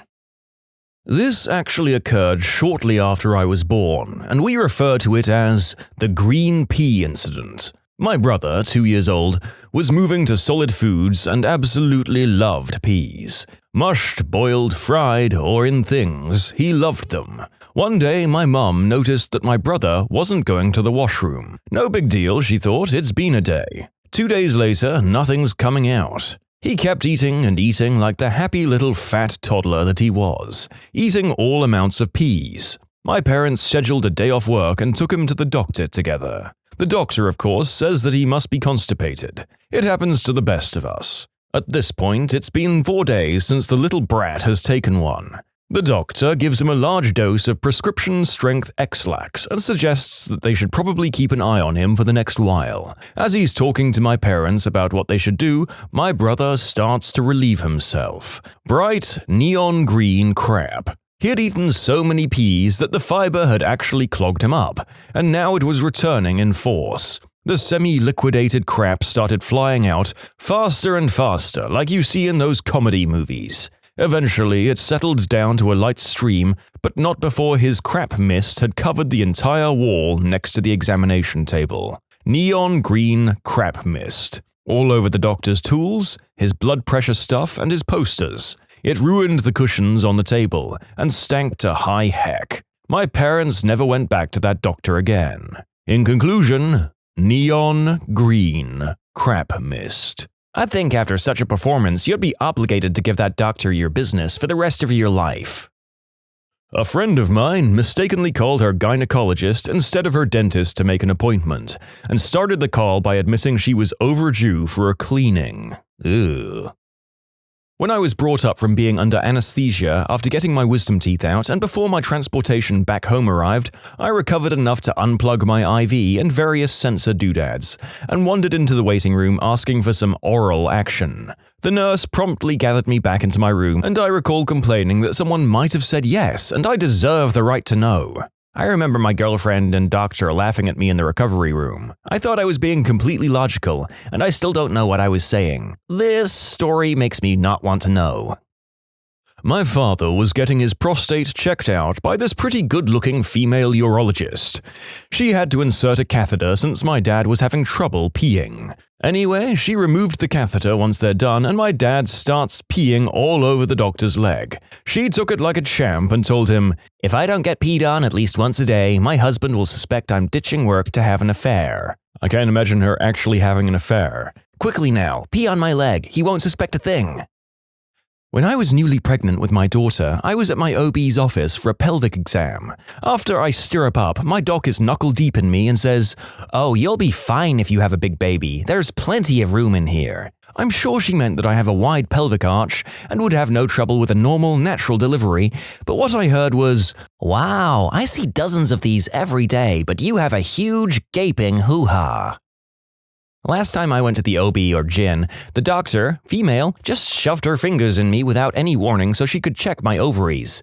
I'm used to having doctors that do my exams at least warn me a little before they just cram stuff up in there. But nope, not her. After that wonderful incident, she pulls off her gloves and goes, "Wow, you're extremely tight. If you ever have a child, I would never suggest you give birth that way." Didn't even understand that she'd alarmed me in my hoo-ha, so how the heck was it supposed to be relaxed in any way? I'm definitely finding a new OB-GYN this year. One day, I was visiting a new doctor and he asked me to remove my trousers. I obliged, knowing that he'd probably check me for a hernia and make sure I didn't have a third ball or something. I'd forgotten that the night before, I'd shaved off exactly 1/2 of my hair down there. As my brain started to panic and he begins fiddling around, the doctor looks up at me and says, "It's easy to start, but it's hard to finish, isn't it?" While cauterizing the hole during my vasectomy, my skin smoked more than it should have, set off the fire alarm, and I ended up with numerous people of numerous career choices in the room with my exposed nutsack. "You should have said your wang was the new pope." "Oh, I figured that was implied." Oh gosh, I wonder if you wanted to undo your vasectomy after that, whether you'd actually be able to. That sounds serious, yikes. When my wife was in the final stages of labor, it seemed to be taking forever. I slipped out of the birthing suite to get some fresh air and make a couple of phone calls. They made me turn off my cell inside. A nurse came running and said to me, "Quick, come back, it's all happening." And they rushed me into a room where I was confronted with a huge hairy hoo-ha, from which a beautifully bushy, dark-haired Mexican baby literally fired out of the birth canal like a rocket. I'm going, "What the frick?" when the doctor hands me scissors to cut the umbilical cord. Well, that was fun, I thought, as I discreetly slipped out of the room and into the next room where my wife was still hours away from producing. Doctors and balls, man. Back in college, I was showering one evening and noticed a lump on one of my testes, which wasn't there before. I immediately assumed the worst, as you probably should with a lump suddenly appearing on your body, and made an appearance with the school clinic the next day. I'd already said my goodbyes to the little guy, and I was ready to have him removed. Sorry, dude, if you're a life-threatening illness, you're destroying this body and you have to go. Good luck, long live and prosper, etc. Now I'm older, and I wouldn't really give a frick if I went full mast during an exam. I'd be all like, hey, yeah, still got it, hey, hey? Being an unrepentant pervert in situations like that is one of the great parts of getting older, but that's not part of this story. Anyway, I didn't really want to get hard or generally go showing my wang to strangers, but I also didn't want to die. First doctor to examine me looked exactly like the doctor on Battlestar Galactica, old, grizzled, and handles way too many nuts to care about mine. Why don't they turn up the gosh darn temperature, he tells me as he grapples with a man purse as hard and shriveled as a walnut. I swear to God, he had me in one hand and was bracing himself against the exam table with his knee as he pulled. I'm going to breathe on it if it doesn't loosen up soon, he told me. Mercifully, it released its iron grip on my balls just long enough to avoid the hot breath of an old man on my junk. Yep, that's a lump.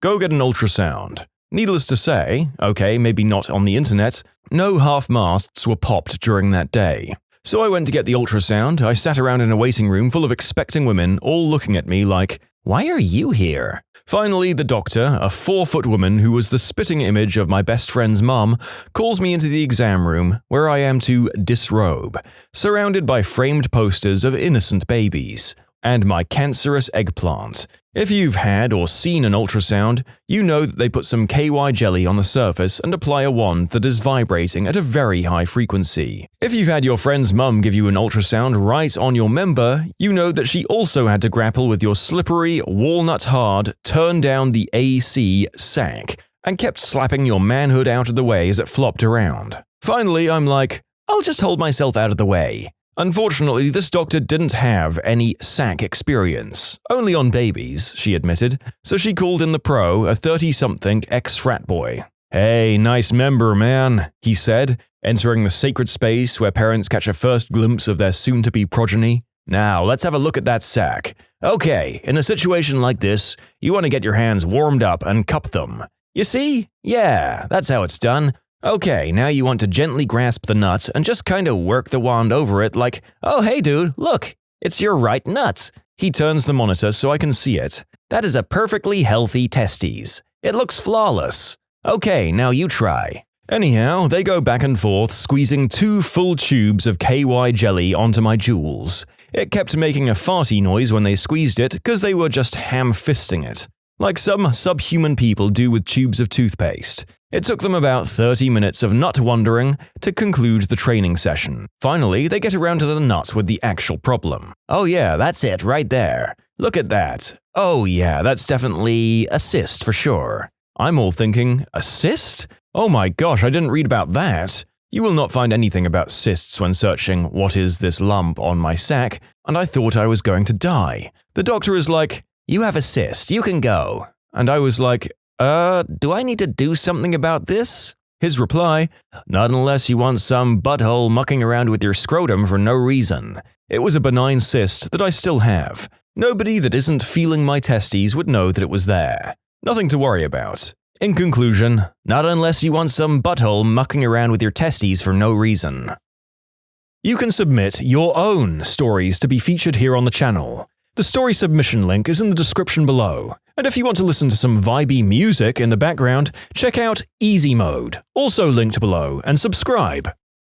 When I was in the waiting room of the hospital for a broken toe, I saw a somewhat elderly man, think 50s or 60s, come up to the nurse's desk and cough quietly. She waved him off as a sign to tell him to wait a minute, and he started to pace nervously. He was able to catch a male nurse walking by and try to discreetly tell him he needed immediate medical attention. I was wondering why the guy was so antsy, and that's when I noticed it. The guy had a mixture of brown and red fluid leaking down the back of his thigh from his shorts. The male nurse asked him to speak up, and even though he was quiet, I heard him mutter, "I've got a toy so far up my butt that I can't reach it, and I don't want the entire gosh darn hospital to know about it." The male nurse seemed to hesitate a bit and motioned him to wait in an isolated room. In conclusion, older gentleman has a toy shoved too far up his butt and started leaking onto the floor. And that, kids, is why you always use flared bases. Parents need to teach their kids these things.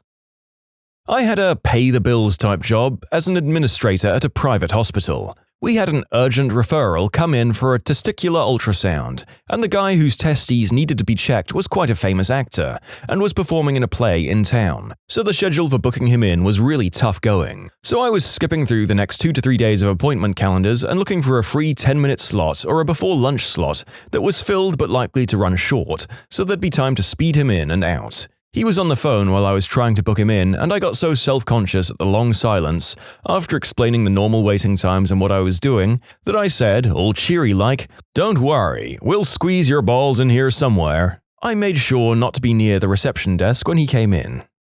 "Okay, I for one would have appreciated your levity and attempt to lighten the mood, Mr. Hospital Administrator. I think this particular actor had no appreciation of comedic timing." So I used to always get pelinodal cysts when I was in high school. From between 13 to 18, I had it 5 times, which according to my doctor is a lot. These things used to hurt bad. I'd get them right above my tailbone and it would feel like the tailbone was broken. If I didn't get it dealt with right away, I wouldn't be able to walk from the pain. The last time I ever got one, it was horrible. It was Halloween and I was at my friend's house when I noticed it starting to hurt. I knew right away what it was. The next morning I had my mum take me to the doctor's office, but because it was a Saturday, my family doctor's office was closed, so we ended up going to a walk-in clinic. The doctor took a quick look at it and said it wasn't the problem and set me up for an x-ray. By the time the x-ray was over, it was hurting beyond anything I could imagine. It felt exactly like one of the cysts, but I trusted the doctor's word. Later that evening, the pain was so severe that I had to go to emergency. At the hospital, the doctor there took another quick look at it and told me it was nothing. He prescribed me some pain medication and sent me on my way. That night was horrible. I was terrified. I thought there was something severely wrong with me. I thought I'd cracked my tailbone after I fell over a balloon at my friend's house or something. On Monday, after a weekend of intense pain, I could finally go to see my family doctor. I remember the waiting room being filled with people. It hurt too much to sit, so I stood in the corner with my back bent weird because it hurt too much to stand up straight. All of a sudden, I felt instant relief, followed by a smell that was quite honestly the worst smell I'd ever smelled in my entire life, even to this day. It smelled like death. The people around me could smell it too. Everyone started coughing, but trying their best not to offend. I could feel my pants were completely wet with the pus from my cyst. When my name was called, I was so embarrassed. Everyone knew the smell was coming from me, and now they could see my drenched clothing. I mean, it was like I'd just dropped the top of my pants and the bottom of my shirt in water. That's how wet they were. The faces of the people were that of utter shock. They must have thought that I'd peed myself. Later in the office, the doctor took one step inside the room and said, "Ah, another cyst?" He knew just from the smell what it was. He took a look and said it was the biggest one he'd ever seen. He signed me up for surgery. Before, I'd just gotten little surgeries just for him to pop the cyst, not a surgeon removing the skin around the area so it would never return. And I've never had one since. On New Year's Eve 2001, I woke up with an unbearable pain in the left side of my abdomen. I couldn't move for over an hour. I was at home from my sophomore year of college, but none of my family was home. After about 3 hours of crying and doubled over in pain, I crawled across the house and called my mum at work. She took me to the ER where they did some various pressure tests and listening and decided it wasn't my appendix, so they did some x-rays. The only other person in the ER was an old lady that had a cut on her head, and she was trying to comfort me while my face was red and I was holding back tears. The doctor came in and looked at the lady and looked at me and whispered, "I don't know how to tell you this, but your colon is full of crap," the actual term he used. I screamed, "That's it? Get it out of me!" And he told me he could give me an enema, a suppository, or a salty drink. I took the drink and crapped for 8 hours straight. I was good enough to go to a party that night, but I still had the runs and didn't get drunk. I felt so much better. In conclusion, thought my appendix was rupturing and the ER told me I was full of crap. After a rough night of praying to the porcelain goddess, also known as spewing my guts out, I discovered that most of the blood vessels in one eye had burst. The result was red where normally the eye is white, so I looked creepy as heck. The nephew told me I looked like Voldemort. Wife insisted I go to the doctor to get it checked out. So I did. I got a random lady doctor. She took one look at it and asked, "So, are you into any rough stuff in the bedroom?" To which I replied, no, not really." Her response, "Well, you should be careful with that choking stuff. It can be dangerous." I laughed nervously and the nurse kept staring at the floor and I proceeded to explain that I'd been vomiting all night. Even as I left, she said, Well, just be more careful next time. Oh yes, and the best part, this was in Provo, Utah, 99% Mormon and apparently home of rough, strangling nights of passion. Was getting a physical a few years ago so I could play high school football. Usually the doctor feels around your abdomen and that's that. This time the doctor made me strip and made me cough. I hadn't had fun with myself in a few days, and that with the combination of a stranger's hands on my beans gave me a semi, which I tried to cover, which led to me to accidentally toot on him as I turned around. The doctor looked at me and said, "You can play football," and he just left. I was 10. I went to the ER with a ruptured appendix. They had trouble diagnosing my problem and sent me in for an enema. The doctor was doing his thing. I said, "You must be the least popular doctor in the hospital." "Well, yeah, I don't get many thank you cards, that's for sure." I recently had a sore throat, and when trying to get a good look at it in the mirror, I noticed these large pink spots all over the back of my tongue. I spent a week fretting over it, wondering what they were and why they weren't going away, until my mum got worried enough about them that she went with me to the doctor. Upon examining my throat and tongue, he pronounced that what I was seeing was my taste buds. I've never seen my doctor, who's an incredibly stoic man, smile so wide before. My family is never going to let me live it down. Went to the doctor when I was about 8 months pregnant. At that point in my pregnancy, I was very gassy, and if I tried to hold it in, it would get painful after a while. While I was sitting in the doctor's office, I felt like I had to pass wind. I held it in for a while, thinking that if I did do that, the doctor would be in at any moment. 15 minutes passed and nothing, so I decided to let it go. The tiniest little toot ever, but it stunk like something crawled up my butt and died. 30 seconds later, the doctor walked in and asked me what that smell was. That sounds like what happens to me in any given situation where I think I'm alone, and you have mine and presumably many listeners' sympathies. Had nasal polyps removed. When there are a crap ton of them, after the procedure there are several follow-ups to get minor stragglers, but mostly also to remove giant blood clots that have formed. My otolaryngologist is busy digging and scraping and scooping, and some monster fricking aliens are being dragged out. I can see my nostrils expanding like I'm passing a chicken egg-sized baby out of them, and they schloop shut again. Anyway, he's grinding and yanking at this one and it won't come loose. He rotates it a bit, gently places it in a tray and says nothing but leaves the room with a half smile. 3 minutes later, he comes back and tells us he had a silent freakout and had to wash up, because a giant bloody string of snot carried elasticity from the pull and slapped up against the length of his cheek like a cheap 25-cent toy from the bins at the front of a Kmart. Getting my very first pelvic exam. First, the doctor was nervous, so she dropped the speculum, getting it out of the package. Hands shaking and everything. Okay. I'm on the table, speculum inside of me, and doctor and the nurse are hanging around my lady bits. I'm trying to pretend that I'm not here when the doctor goes, "Are you on your time of the month?" No. Why?" "Oh." In her nervousness, she'd been way too rough and made me bleed. "Thanks, doc." Massive hemorrhoids. Went to the doctor and he had to stuff my butt back inside my butt. Had to lay on my side for 3 days. I was having a lump on my nuts checked. I described said lump to the doctor and he went about trying to locate it himself. I was lying down at this stage, staring at the ceiling. After about a minute of him fumbling, he admitted defeat and asked me to find it. So I sat up and started to jumble them around in my hands. I was hunched over and he wasn't more than a foot away, staring intently at my jewels when suddenly a gust of wind blew the door wide open. Just then a nurse walked past the door. That was awkward eye contact. What are some of the creepiest mental conditions you've ever encountered? A lot of people know about phantom limb syndrome, in which someone continues to feel as if their limb is still there after it's been amputated, often in great pain. Another interesting one that not many people know about, and is almost kind of an opposite, is body integrity identity disorder, which is when a person has extremely strong feelings that one or more of their limbs doesn't belong to them, despite being functional, and often they really want to amputate. From their descriptions, it seems that it's actually very psychologically painful. Sometimes to the point where they will self-amputate because no doctor is willing to amputate a healthy limb. I once read a short, fictional story where the narrator is talking about the terrifying, deformed growths on his hands and is frustrated that everyone is downplaying his worries and pretending he's normal. Eventually, by the end, he decides to deal with it himself, and he uses power tools to remove all 10 of the disgusting growths. This sounds slightly like what I experienced a lot going through puberty. I felt as though my member wasn't actually mine. I had thoughts constantly about wanting to try and get rid of it with a pair of gardening shears, but I could never actually build up the willpower to do it. I never felt actual physical pain from it, but I remember lying in bed at night in emotional and mental pain, trying to figure out why I was so uncomfortable with myself. Eventually, by the end of my sophomore year of high school, I was able to accept that even though it may seem like it isn't an actual part of me, in reality, my member was mine, no one else's, and that's how it had to be. This was only accomplished by losing my virginity.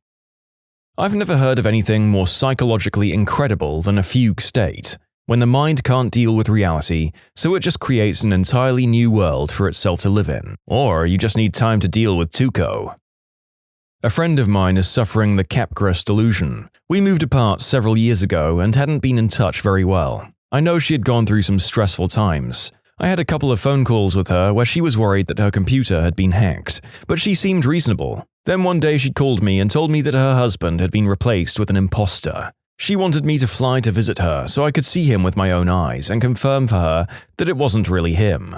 Talking to her is simultaneously fascinating, unnerving, and heartbreaking. The worst part is, while she's clearly not correct in her beliefs, she is quite consistent in them, and they are utterly real in her mind. Imagine how freaking terrified you would be all the time if you were certain that the most important person in your life was a stranger with mysterious, nefarious motivations. Imagine going to bed every night next to someone you thought was out to get you. Imagine spending all day desperately trying to find your husband because he must be out there somewhere, right? Oh my gosh, imagine being the husband. I did talk to him for a while. He was unbelievably stressed out. He was doing everything he could for her. Meanwhile, she treated him like a stranger. That is a rough deal. In some ways, I can't think whether this or a terminal illness is worse for someone's family when it happens. I was in a psych ward for depression, and my roommate was terrifying. She was schizophrenic, depressed, and also probably just kind of weird. She punched herself in the face constantly while whispering to the voices in her head. She also used to sit in the multi-purpose TV room, TV, games, fridge, etc., on the floor and flicked the bean. Like, a lot. But she never stopped whispering to herself while she did it. I woke up to tinkle one night and she was just in her bed, staring blankly at me. She was moved to a long-term facility on my third day there. Oh god, I had a similar experience with my roommate. He was this really big guy, very nice and well-mannered. He'd tell us and the doctors during group therapy about how his mother didn't care about him. He told sob stories like many people there did, and it was sad but not unusual. Then one day, one of the doctors mentioned something about a certain medication he was taking, and I recognized it as an antipsychotic. It turns out he was a paranoid schizophrenic, and it just terrified me when I put the pieces together. And then I overheard his mother sobbing as she left from a visit and his father trying to calm her down and reassure her that he doesn't know what he's saying, and it wasn't his fault. Reactive attachment disorder. I work at a group home for kids with this disorder, and it was creepy before I fully understood it. Children who've been severely mistreated or neglected early in life often have their ability to form healthy attachments to caregivers or anyone destroyed. Some of them would cling to me, call me mummy, beg to come home with me 30 seconds after I met them. Others would refuse to talk to anyone, hurt themselves and others, set fires and act out any chance they could. Sometimes they would improve only enough to be sent to foster homes, only to have their behavior come back worse once they were placed in an unstructured family setting. It's extremely tragic. I had, or have, I guess, this disorder. I've grown out of the destructive episodes and bullying, but I still don't really have any relationships with people outside of my work or family. It's scary to look back on it now because I could have wound up in adult prison, but I used to lay awake at night and think about how I could manipulate the staff at my group home into killing each other. They were like Iago-level schemes. I figured out who was screwing who already didn't like each other, etc. I was even worse in foster homes. I bullied other kids for money and stuff, ran away constantly, stole everything I could get away with. I stabbed an adult in the leg when I was 10 because he called me a craphead, which admittedly was accurate. I also tried to do the deed with all of my foster moms and pretty much every other adult woman in my life. There are so few reliable long-term studies on RAD. Existing research suggests kids do grow out of it to the point where they no longer fit the diagnostic criteria as adults, but it still impacts their relationships. This is one of the reasons I think it's wrong to even suggest a child has antisocial personality disorder before age 18. Once you have that label, it sticks, and if a kid thinks they're born bad, they're more likely to act that out. I'm really sorry for what happened to you. It's not your fault, it's a normal reaction to the abnormal situation you're put in. I spent some time in the group homes and foster care myself, and it's what caused me to study psychology and social work. You're already ahead of the game by being so self-aware, so please don't give up continuing to heal. Oh, I have one. Now, nobody's been diagnosed with this in 40-odd years or so, but it's still taught in most undergrad courses because it's a really good example of culture-specific disorder. It's called Wendigo psychosis, or Wendigo, Wetico, or Wintico, and here's how it goes down. You're a young male in an Algonquin tribe. It's been a long, cold winter and your whole tribe is starving. You and your hunting partner have been out hunting for moose or deer or even a bear if you have to, but you've totally struck out. You're starving, he's starving, and you've seen the way he's starting to look at you over the fire at night. So you do what you have to do before he does. You kill him and eat him. You know what happens when you eat another man, but you're starving and it's cannibalize or die. So you eat him, and the Wendigo comes and possesses you, because the Wendigo possesses everyone who eats someone else. And now that the Wendigo has possessed you, you're hungrier than you were. Hungrier than you've ever been before. But the only thing you're hungry for is more people. So you go back to your tribe and one of two things happens. One, you tell someone and they attempt to cure you by having you eat melted bear fat until you vomit the heart of ice you now have because you're a Wendigo demon. 35% of reported cases were cured by this method. Or two, you don't tell anyone. You go back to your tribe and attempt to kill and eat a family member. You'll eventually be stopped and killed during your murderous and cannibalistic rampage, and your remaining families will burn your body and scatter the ashes to prevent the Wendigo from possessing them too. The other 65% of reported cases. In conclusion, Wendigo psychosis is when you think an Indian demon possesses you, and then you try to eat your family. Fatal familial insomnia is pretty freaking scary. Suddenly you just start not being able to fall asleep and you're gone within 7 to 36 months. You gradually lose the ability, along with a number of other symptoms over time, until eventually, at the end of the last stage, you'll not have slept in a long time. You'll be hallucinating and suffering from dementia, and eventually, you'll die. Only 40 families, about 100 people, have the disorder. Also, if you have it, there's a good chance you'll have kids by its onset, making the disorder pass down even further. Scary stuff. Diseases caused by prions are really scary. Every one of them, and all fatal. This is one of the most fascinating things I've heard about, and a single gene is responsible. Split brain syndrome. Sometimes as a means of treating severe seizures or epilepsy, surgeons will sever the corpus callosum, the connecting tissue between the two lobes of the brain. The good news is that future full-blown seizures are limited to one half of the brain, leaving the patient aware and able to take precautionary measures. The bad news is that thanks to the lateralization of function, there are essentially two minds in the skull that can each only react to certain forms of stimuli. Patients usually develop workarounds, though. The weirdest part is the occasional outcome of alien hand syndrome, in which one of the brains takes control of one hand and uses it independently. When questions are presented to the controlling hemisphere, the hand can write out its answers, which is sometimes in disagreement with the main brain and the patient's spoken answers. It's been a while since I've studied abnormal psych, so the details might be a little fuzzy. This sounds like something we would ridicule in the future, like we do with some of the medical practices of the Middle Ages. Nurse here. First patient who thought she was the devil scared the crap out of me. You eventually get so used to people who think they're the devil and become numb to all the weird crap they do. This seems like the opposite of the scenario of multiple people with messiah complexes being kept together. What a perverse and, of course, tragic situation. I live with a longtime friend who I'm convinced is developing or has developed disorganized schizophrenia over the past 3 years. It's not as crazy or mind-blowing as some of the other ones in this group of stories, but it is truly messing up his life and making it exceptionally hard for me to tolerate him on a daily basis. More bizarre than anything. In the past couple of months, especially, he's exhibited extremely antisocial and disorganized behavior. Everything from inappropriate emotional reactions to regular life events, to an inability to form complete sentences or thoughts in a conversation, to plain old just messing around with people by not making any sense, sometimes on purpose, and sometimes unknowingly. He used to be an extremely personable guy who could just approach anyone and make friends.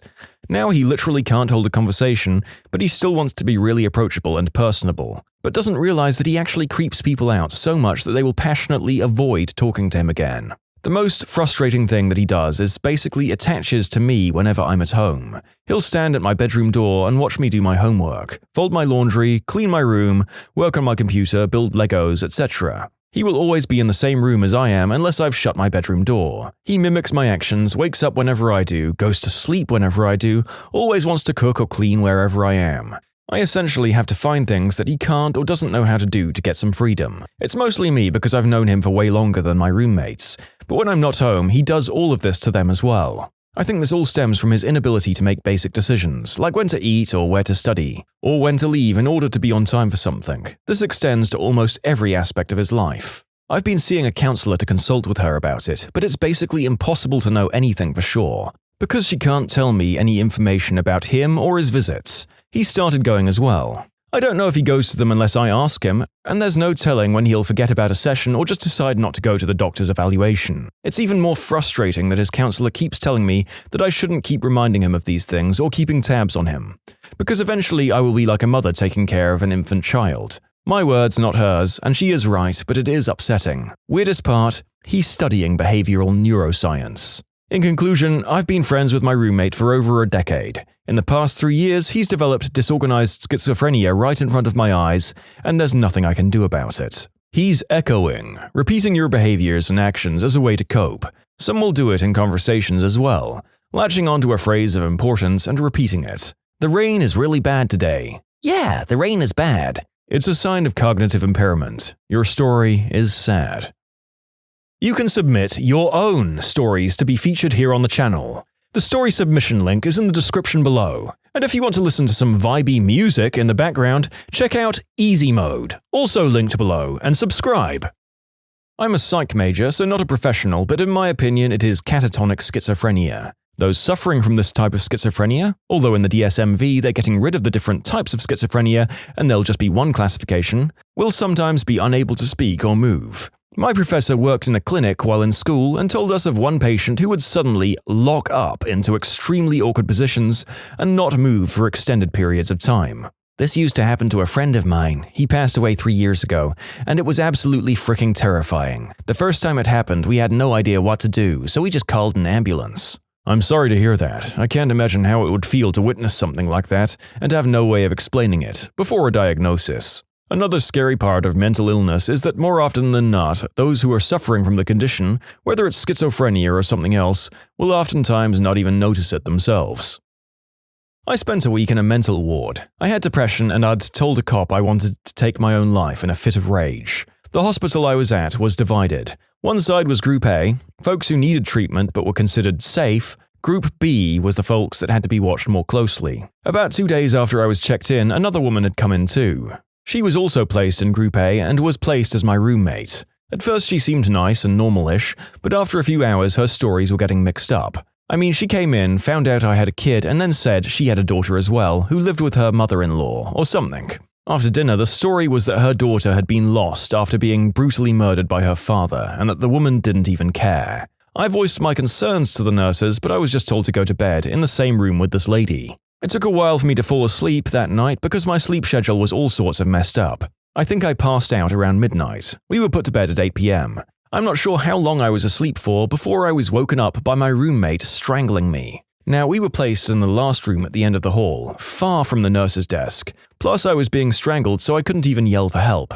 I thought I was going to die, but I'd fallen asleep with a book. So I bashed the book on my roommate's head and booked it out of the room. The nurses probably thought I was the super crazy one yelling at them. I'm not sure they would have believed me if it wasn't for the fact that I had hand marks around my neck. My roommate was transferred to the other side of the ward, locked up with a limited time out of her room. I never bothered to ask what her deal was. I don't want to know. I had a new roommate by the end of the day, a really nice older lady who was a lesbian. I told her about crazy roommate number 1, and we would just shoot the crap for hours at night until I was ready to pass out. What reason is there to have roommates in a psych ward? It sounds like you're asking for trouble. Yeah, I thought so too, but everyone on the safe side had a roommate, only had X amounts of rooms. If the second roommate never came, I would have been alone. Only us 2 chicks on that side the whole time I was there. It must be because of the money, because my friend had to go to an institution when he was a teenager and was thinking of taking his own life, and they didn't even let him talk to his roommate. It sounded like prison and it made him more depressed. He also had a 9-year-old roommate who'd attacked his mom. They made the kids go around and say why they were there every day in the group therapy, so every day everyone was reminded about what that kid did. My friend's mom took him out after a week. The big difference with these things lie with whether or not it's a place where the patients are there voluntarily. When I was checking myself into the psych ward last year, depression, wanting to hurt myself, my doctors told me not to go to the hospital that has non-voluntaries. That's where you're going to see the horrifying roommate stuff. Unfortunately, I would say a good number of people don't have a choice though. The scariest thing I know of is locked-in syndrome, where you're completely awake but unable to move. People assume you're a comatose vegetable when you're really just paralyzed for decades. Not the same thing, but similar. My mom was having open-heart surgery when the anesthesia wore off, though she was still paralyzed, so she could feel everything. Apparently it didn't hurt too much, but was scary as frick. Happened 2 or 3 times, I think. There's an amazing film about this condition. It's called The Diving Bell and the Butterfly, a true story about Jean-Dominique Bauby, who was the editor-in-chief of Elle magazine until he suffered a stroke that led to locked-in syndrome. The film was adapted from a book that he wrote using only one eyelid to communicate. That's a grim fate to be sure, although that's the norm in this story grouping. Your psych evaluations are just as important as your medical checkups, folks. I'm a paranoid schizophrenic. I don't believe there's anything scarier on the planet than an episode. Nothing is more terrifying than being betrayed by your own mind. The things you hear and see, it's awful. I'm a psychology major, but this story doesn't have to do with my schooling. To put myself through school, I worked as a receptionist at a swimming pool, and Thursday is the day when individuals with disabilities and mental disorders come to the pool with their workers. I was on the other side of the counter helping the individuals into the changing rooms, and one of the clients grabbed my hair and started screaming at me that it was too beautiful and she needed to take it. One of the single most upsetting moments of my life, because after her worker managed to get her to relinquish my hair, she just continued to scream wordlessly until I was no longer in her sight. Wife is a psychologist. She says shared delusional disorder. Woman and her mother had paranoid delusions about mom's ex-husband and were convinced he was stalking them and breaking into their house. The ex had gotten the woman's son, aged 6, a modeling contract, and they thought that every picture of a kid in a magazine was him. The images that didn't look like him, they claimed were photoshopped. This was so weird and creepy since 2 people shared the same delusions. Psychologist here, works specifically with kids with degenerative or developmental disorders, and in my day I have seen some crap. There is nothing creepier than something called happy puppet syndrome, aka angel man syndrome. It's a disease most commonly found in children where they always have a happy effect, even when they're upset. And to top it all off, their motor skills are affected in such a way that their limbs move as if they're on marionette strings. There's a condition where people believe that their life is like the Truman Show, and that nothing in their life is real. I think that's creepy because there's no way to convince them that they're not part of a TV show. Yeah, this happened with my ex-boyfriend. Not exactly that it was a TV show, but still thought everyone in the entire world was watching him. Really scary stuff. Happened to me on a bad substance trip.